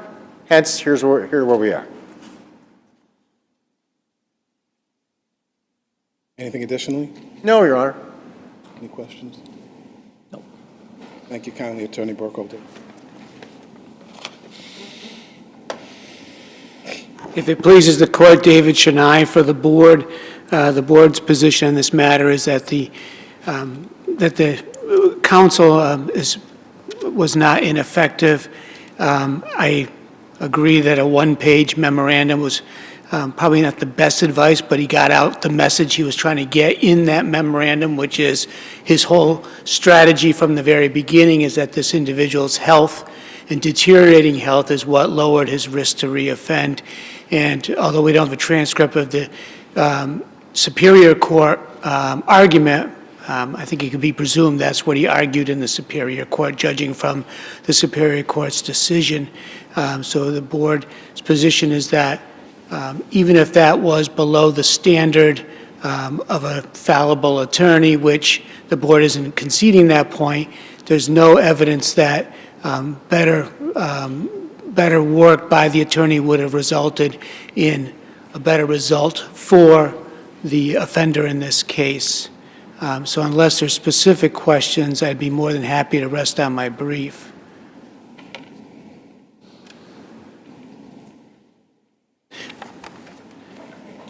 I do have one point, though, Justice Grant. We had that argument last month about Factor 37 and repetitive behavior, and I have a case that I'm writing a brief on that is going to be all-encompassing on this matter, that when it's submitted, I'd be more than happy if I give you the docket if you could somehow get on that case and we can have the argument again. In fact, bring Justice Rubin and we can vigorously hash out that issue one more time. Only this time I'll be better prepared because I'm writing an epic tome on this issue alone. Bill says that the hearing examiner should have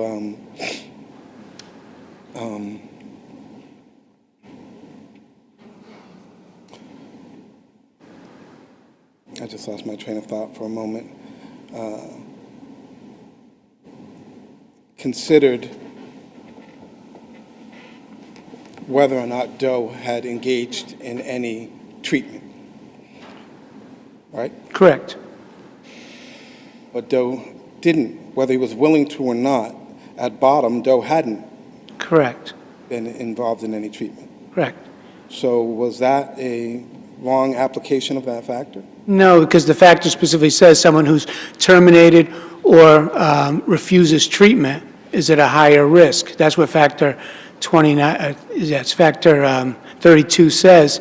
And in this case, although he asked to go to a facility where he could do sex offender treatment, within months of getting there, he refused treatment and continued to refuse treatment, and 6 years later was denied parole because he wouldn't do treatment.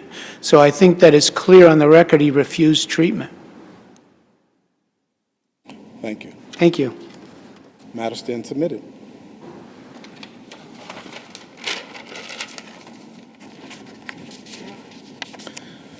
The final matter on our docket is 24P0319, the Brockton Redevelopment Authority versus the Massachusetts Department of Housing and Community, and another.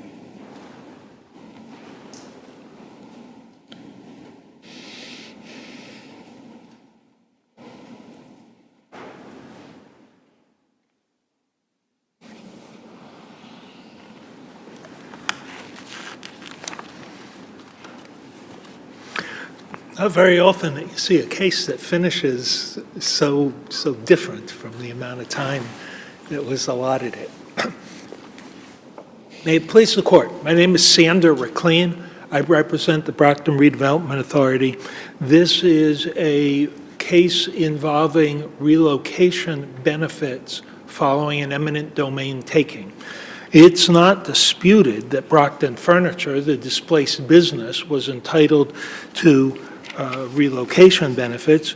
They were actually paid a very substantial sum for relocation benefits. Is it disputed that they actually, no, so for starters, we're talking about a, was it an 8-story building that the furniture company was in? Approximately. With no elevator? Broken elevator. Broken elevator. So they had to do it by the staircase. And some fairly fragile pieces, as I understand, the furniture itself. The owner was concerned about the furniture, and he wrapped it, and but of interest, although there were insured movers who had provided quotes, he didn't. His testimony was he didn't trust them, and so he hired day laborers. Well, he didn't trust the low bidders. I mean, he could have picked He the probably high bidder. trusted Gentle Giant. He didn't choose any of the movers. He elected to hire day laborers, and his testimony was that he paid them in cash. He didn't know their names. He kept no records. I understand. So I start with, is there any question that the stuff was moved? Oh, it was moved. Okay, so somebody, and they received, somebody did it. Somebody moved the things, right? and they received a relocation benefit of slightly in excess of $220,000. What were the 4 quotes?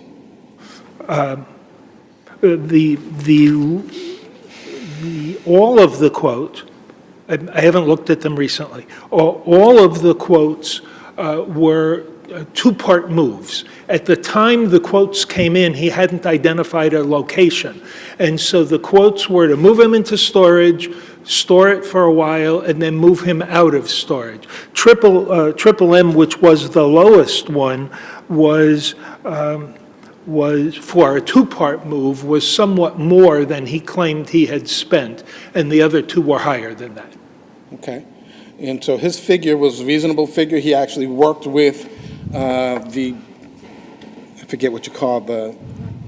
There was a relocation team consultant. of 2 who helped come up with the figures and give him some instruction on how to go about it. Is that fair to say? Completely a calculated number. And our concern in this case is not that Brockton Furniture should get a payment. They did. They got a very substantial payment. Our concern is they kept no documentation. They had their own lawyer. They had some documentation. They had very limited documentation, and of critical importance on the day laborers. Although Mr. Abdelmonem testified that he went to the bank to withdraw the money, he didn't even provide the bank records. He provided nothing at all. So was the concern that they did it for free? Oh, no, nobody suggests they did it for free. But he testified that the move took 3 months. The claim form, which is in the record, page 74, the claim form says the move was from February to October, somewhat in excess of 9 months.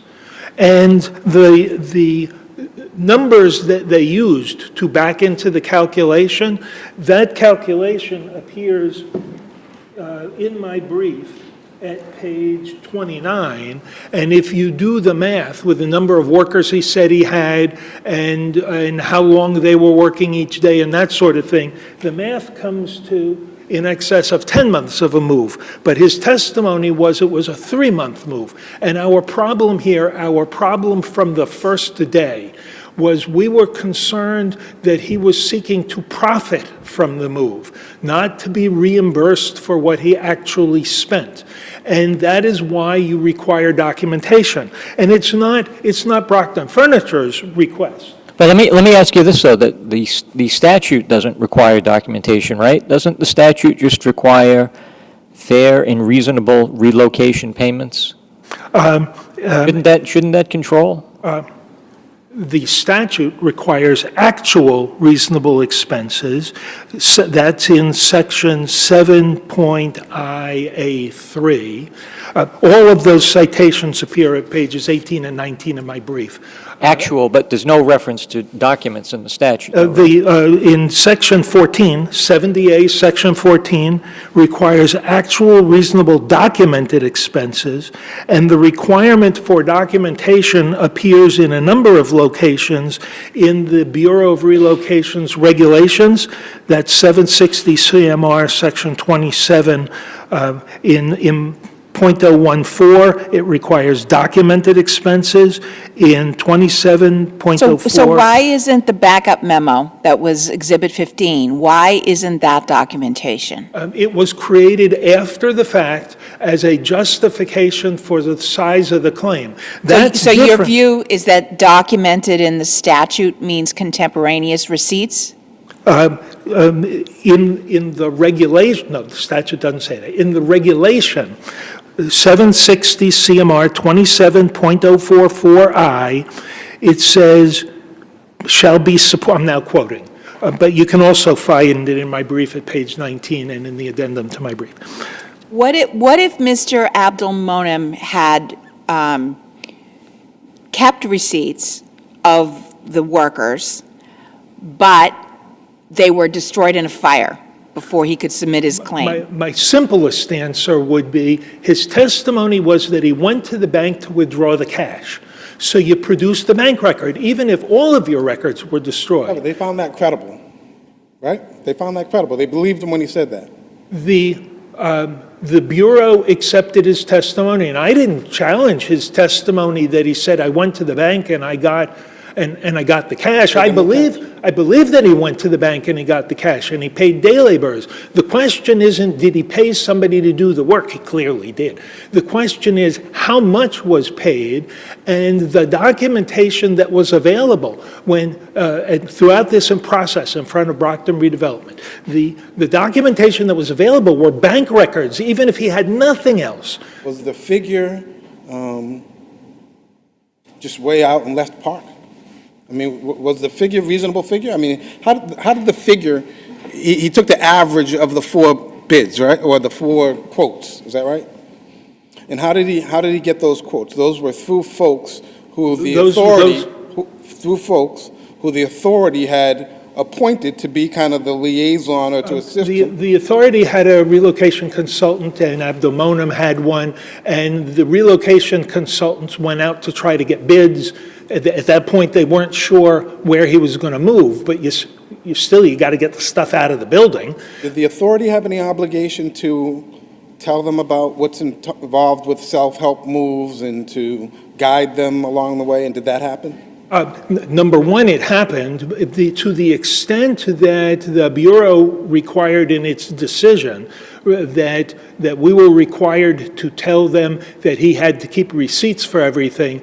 No, he wasn't told he had to keep receipts for everything. He was given copies of the relevant statutes supporting information. He had a relocation consultant, and the Bureau, Brockton Redevelopment. This is a furniture salesman, right? This is a furniture salesman we're talking about. There were 2 relocation specialists involved, one for Brockton and one for Mr. Abdelmonem, and they were in constant. I think Justice Desmond's point is Brockton Furniture is in the business of selling furniture. It is. And they move furniture They as did. part of their business. So it's not like they're selling widgets. We concede they moved the furniture. It's not in the building. The building's been redeveloped and reopened. The question is, are they profiting from having failed to produce records by doing an after-the-fact calculation? Have they provided what the statute and the regulations require, which is documentation? What do we do with the fact that Mr. Malika testified that in practice, self-move negotiations are not always put in writing? All I can say is the Bureau has regulations. The Bureau is required to follow its regulations. I was in regular contact with Brockton Redevelopment, in which I would have the regulations open. I would review with them what the requirements are. They had their own specialist. So it's the authority's position that the authority followed the regulations to a T throughout this process? Yes. Yes, Your Honor, absolutely. And the problem, and we expressed this to them, we expressed them in the informal hearing under the regulations. You first have an informal hearing. If you don't like it, you have a hearing at the Bureau. We expressed at all times that our concern was Brockton Redevelopment has a limited budget. They have to manage their funds appropriately. They're getting it from other government sources. Stewards of the public, I understand. We've read your papers. I'm just trying to make sure that we're not saying, hey, we get to kind of maybe play a little loose with the regulations, but we're going to hold the furniture mover, the furniture company, who this is not their business is selling furniture, to the T.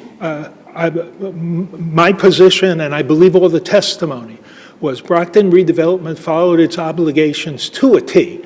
And it can read the regulations, as can their relocation specialists, as can Brockton Redevelopment's lawyer. And Mr. Abdelmonem said, I got the money from the bank. This wasn't money he was keeping in the mattress. If you're required to provide documentation, give us the bank record that shows that you had each Monday or each Friday on payday, you had a withdrawal from the bank of some amount of money. Then we could say, yeah, it looks like that's what you were doing. He didn't even do that. Had he done that, would that have been enough? If we just said, yeah, you took out some money, how do we know who you gave it to? I would have wanted to see what it said, but if it was him withdrawing cash coincident with the times when they were moving, I mean, what can you do? The reality is you're moving. He's not the only person who was in the building. Other people were in the building. They're trying to manage their legal obligations and their financial obligations as best as is possible, considering that people don't get relocated by eminent domain every day. Do we know from this record when exactly Mr. Abdelmonem found the new site? We don't, however, we do have a date in Exhibit 13, in front of the Bureau. It's on Record Appendix, page 74. That is the claim form, and that one in which he was working with the relocation people to try to work it out, about two-thirds of the way down the page, there's a start date and an end date for the move, and I haven't recently read all the testimony, but my recollection is he didn't start moving till he had a place to go. In fact, it was a bit of a bone of contention that we needed to get the building vacant to redevelop it, and he didn't yet have a place to go, which is why we were talking about mover quotes to move him into storage while he was searching. Well, what do we do with the fact that his letter saying he's going to do a self-move is dated April 3rd of 2020? I think we all remember what was going on in April of 2020. And time is money for the Bureau, I mean, for the BRA and for the movers and for the furniture people. If he suddenly finds a place to move to that's available, maybe because of the pandemic, And as he testifies, there's a bunch of day laborers who are available to work for cash. Nobody questions that he moved it, and he's entitled to relocation payment. How He did they come up already with got the 80%? $220,000. How'd you come up with 80% of it? I'm sorry. How'd you come up with 80% of his figure to pay him? Because it was clear that he was entitled to something, as you said, the furniture moved, and it was an attempt to treat him fairly. The statute talks about fair moving expenses. It was an attempt to treat him fairly in the absence of any documentation. So 80% was just an arbitrary percentage? Well, in that sense, it wasn't supported by hard math. It was an effort to follow the statutory obligation to reimburse him for relocation expenses while also not shoveling money out the door with no documentation whatsoever. Had he chosen one of the 4 bids, the 2 higher ones, would that have been in his right to choose one of those 4 quotes? We cannot impose the move upon him. So, yes, it would have been in his right to do that. And so had he selected the highest one, would you have paid more? I believe we would have, but we also wouldn't have worried that he was making a profit. If it came to our attention that the highest bidder was giving him a kickback for sending him the business, we wouldn't want to reimburse for the full amount. But if that's money expended, that's what relocation benefits are for, money actually expended. And so it would have been okay had he chosen the highest one, and he came in below that, and we're... By the way, no surprise with cash day laborers. No surprise that he came in for less. Give us the bank records. He didn't say I had cash lying around. Did you seek the bank records through some sort of, request for them, a motion?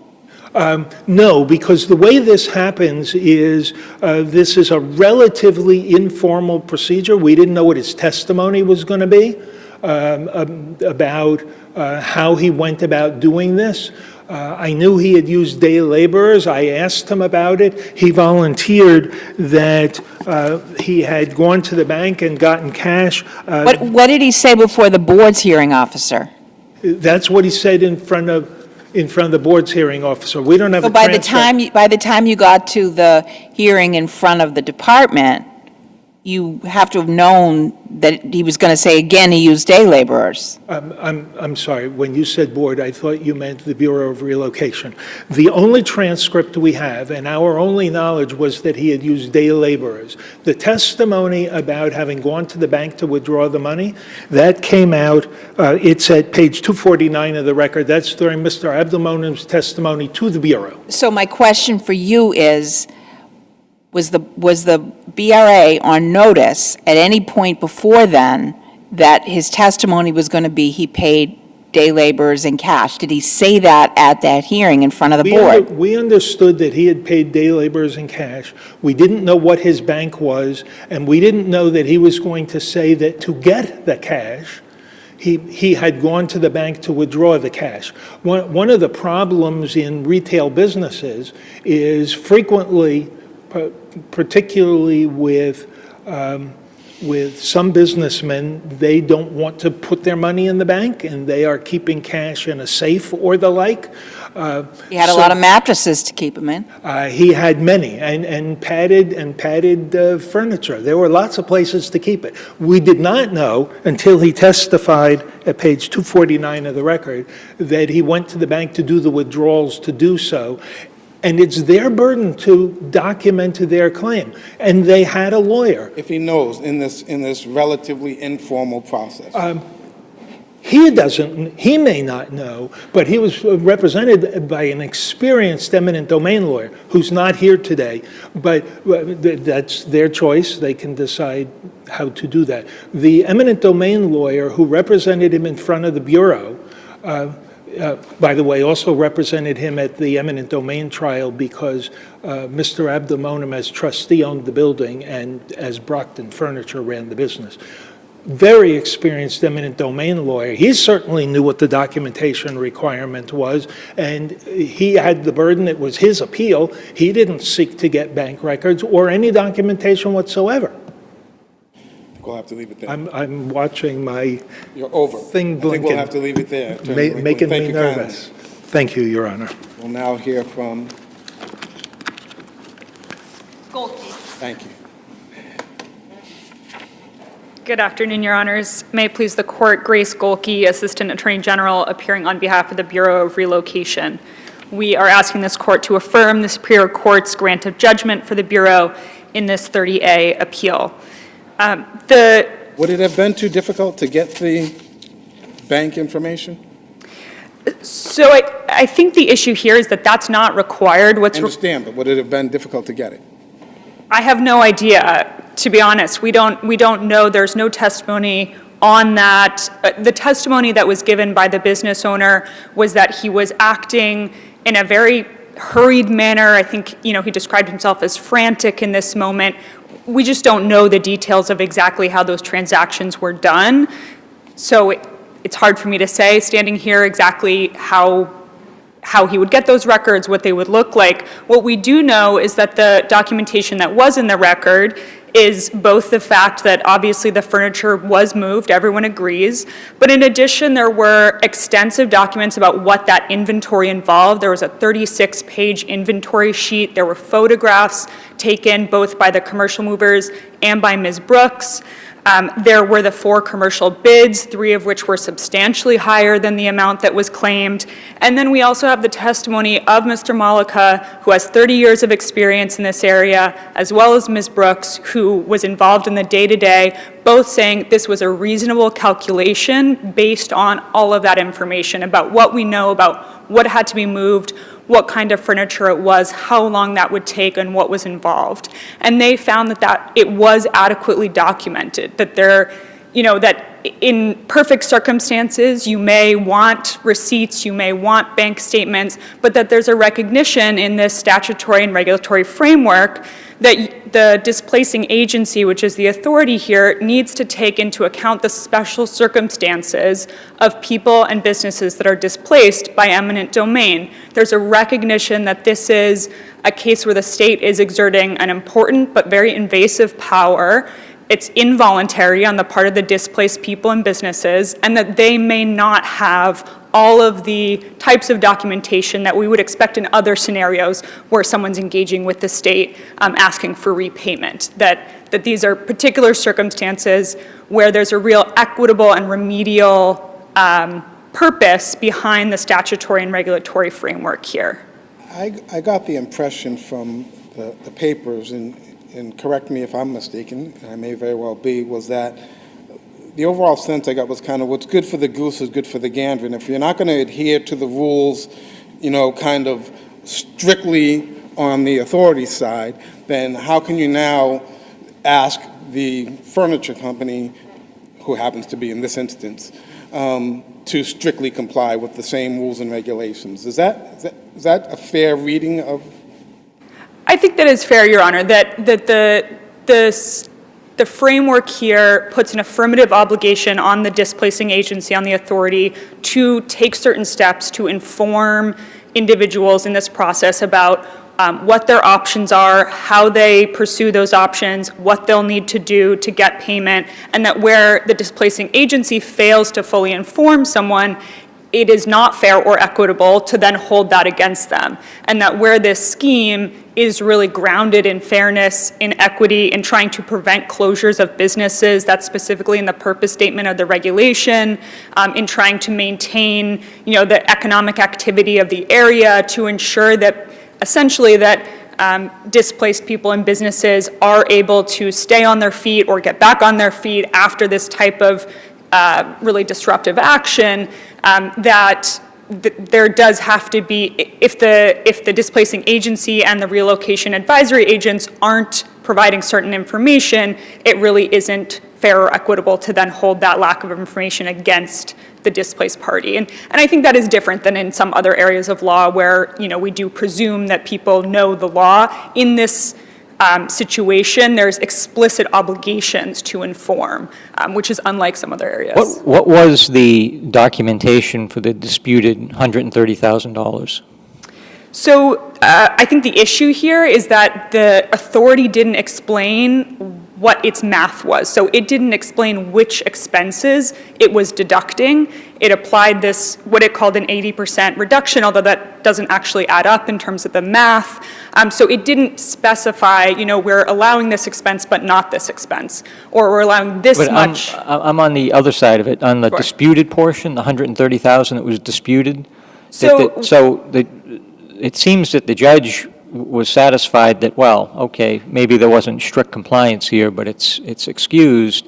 But I'm just trying to understand, what was the documentation that's required by the statute for that 130,000? So the issue, Your Honor, is that we don't know what goes into that 130,000 because of the way that the authority denied the claim. The claim was made for 350,000, give or take.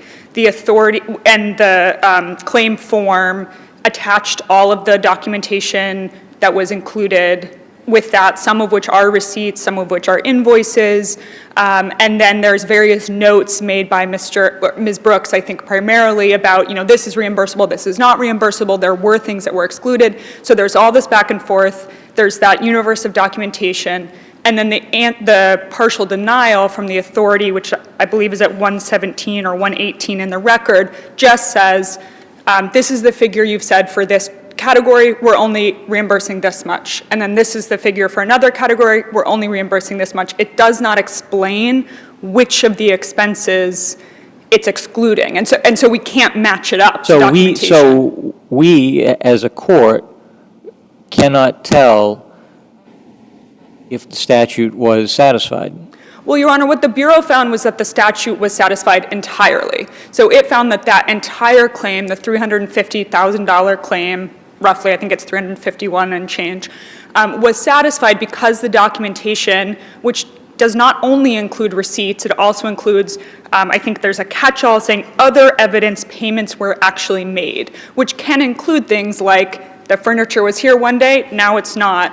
I understand it, but I'm focused on the language in the statute that says that it has to be documented. So if we're talking just about the disputed amount of $130,000, because that's what's at issue here, it's just the $130,000. So put aside all the other amounts and how calculations were made to get there. Just can we tell whether or not the payment of that $130,000 is documented as required by the statute? And I would say the Bureau's position was that because the full amount was documented, there was no basis to dispute any portion, and that documentation came in different forms for different expenses, but that based on both the claim form itself and the attached documents, and then also the testimony of Mr. Malika and Ms. Brooks, as well as the business owner himself, that all of that together formed the reliable documentation required for each individual piece of the claim. So there wasn't sort of a line by line, either in the way that the authority denied the claim or ultimately in the Bureau's decision. What you see is that the Bureau looked at the claim in full and found that each part of it was properly documented and properly supported. And I apologize. So properly supported, I think, was a little bit different than maybe properly documented.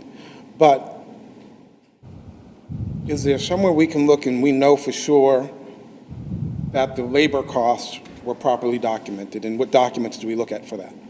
so, Your Honor, the documents I would point the court to are the spreadsheet that's attached to the claim explaining the breakdown. So, how much for each floor, how many days were spent, how many laborers. And then the fact that that then corresponds with the inventory sheet. You don't have the inventory sheet or the photographs in the record, but you have reference to them in the testimony, that Ms. Brooks, in looking at that spreadsheet, said, yes, this is reasonable. It corresponds with what we would expect to see based on a move of this size over this amount of time. And so I thought I read somewhere that somebody did the math and it came out to about $18.75, I think, an hour for the day laborers. That's correct, Your Honor. Is that a reasonable figure for day laborers? I think there's no evidence that it's not, Your Honor. It's only a few dollars above minimum wage in the state of Massachusetts. And so there's nothing that was put in to suggest that's an unreasonable rate to have paid these laborers for what was described as very delicate work. It wasn't just kind of picking up a couch and moving it. This is fine furniture, which was credited. Do we know how many hours a day they worked? I believe it was 10 hours a day. I'm just trying to remember exactly where the form is. And in terms of just how long the move took, I believe the reference to and I can find the sheet as well, but I believe the reference to 3 months was the time that the furniture actually moved from one location to another. But the testimony was that before that, there were many months of essentially consolidating the furniture down onto a lower floor. So there were several months of wrapping furniture and then moving it because of this broken elevator that had to all be done, on stairs. Carrying it for the move, for the ultimate move. Right, exactly, Your Honor. So although for example, the U-Haul receipt, there are receipts for the U-Haul trucks, that was in September and October, but that prior to that, there had been quite a bit of work for preparing the furniture. I have a question for you about the statute and the degree of deference that we give to an administrative agency. So at page 76 of your brief, there's it's the 79A, section 7, Roman numeral 3B, I think, and that says the person who's moved is entitled to review of this claim by the Bureau of Relocation, and the disposition of the Bureau of said claim shall be final. Now, there's a bunch of footnotes in cases where appellate courts have basically said, we're not going to reach that. Do you know of any other administrative agency statute that has that their decision final, and is 30A review appropriate here? Your Honor, I'm not aware of whether that language appears in other statutes. I think both parties proceeded on the understanding that 30A is the standard, and the decision may be final in the sense that it is the final agency decision, which then goes on judicial review. We didn't make an argument that a different standard should apply, and I'm not aware of any case law on And there that. might be constitutional problems with having it be final. Subject to some other standard, yes, I think that would be possible, Your Honor. And I was trying to find that spreadsheet to look at exactly how many hours. I know it is cited in our brief, and I'm afraid I can't find it quickly for you, Your Honor. But I would just urge the court to look at both the testimony of Mr. Malika and Ms. Brooks and the time that they spent going through this claim with Brockton Furniture. These are experts in this field. They were hired by the authority to act as their relocation advisory agents, and they said after this extensive back and forth, marking up pages, disqualifying certain expenses, they got to a point where they felt that claim was reasonable, that it reflected the actual payments that were made, and that Brockton Furniture was entitled to that full claim. And in this context where the displacing agency does have this unique obligation to ensure that the process is fair, that displaced people and businesses receive full compensation, they're meant to minimize adverse impacts of displacement. Under all of these various circumstances, the Bureau, I think, here reasonably applied the statutory and regulatory framework to harmonize the requirements on the businesses, but also the requirements on the agency to ensure that the business has the information it needs in order to make a claim for its reasonable and actual expenses, which is what happened here. And I'll just close by saying I think one concern here of the Bureau is that a reversal here would reinstate what was essentially an arbitrary decision by the authority, picking what honestly is just a random reduction, rather than engaging in some, if their concern was lack of documentation, what they could have done was go through line by line, identify items on which they thought there was not appropriate documentation, and engaged in that process. And instead, what they did was choose an arbitrary number, misapply the way that that applied to the actual figures here, and that was not in line with the statute's remedial purpose. And so we would ask this court to affirm. What about the BRA's argument about the judge's discussion about, sort of these equitable considerations and all that they really have no place here, that it's really just a question of was the statute satisfied or was it not? Well, Your Honor, I would point you to one case that I'm afraid was not in my brief, but called the West Broadway Task Force v. Boston Housing Authority. It's a SJC case 414 Mass 394 from 1993. It said the statutory requirements of Chapter 79A are not formalistic but functional. That case was looking at the definition of displaced persons, but I think that that statement stands for this recognition that the statute and the regulations apply to a very specific situation where the state is exerting this extreme power over private property, and that there does need to be a fair and equitable process for ensuring that displaced persons get reimbursed for their full expenses. And so this quote, I think about, it's not meant to be hyper-technical readings that are held against displaced persons and agencies. It's meant to ensure that there's a fulsome process, and I think that did happen here. There was notice of the self-move, there was negotiation with the agents, there was clearly interactions to make sure that the business here was only being reimbursed for what it was entitled to, but that it was reimbursed for the full amount that it was entitled to. And so I think that the statutes and regulations quite clearly do have this equitable purpose that needs to be taken into account in reading the requirements of the statute and regulations. I see that's your time. Thank you, Your Honors. Thank you. Matter stands submitted. That concludes our business for the day. Thank you all. Thank you, court officers.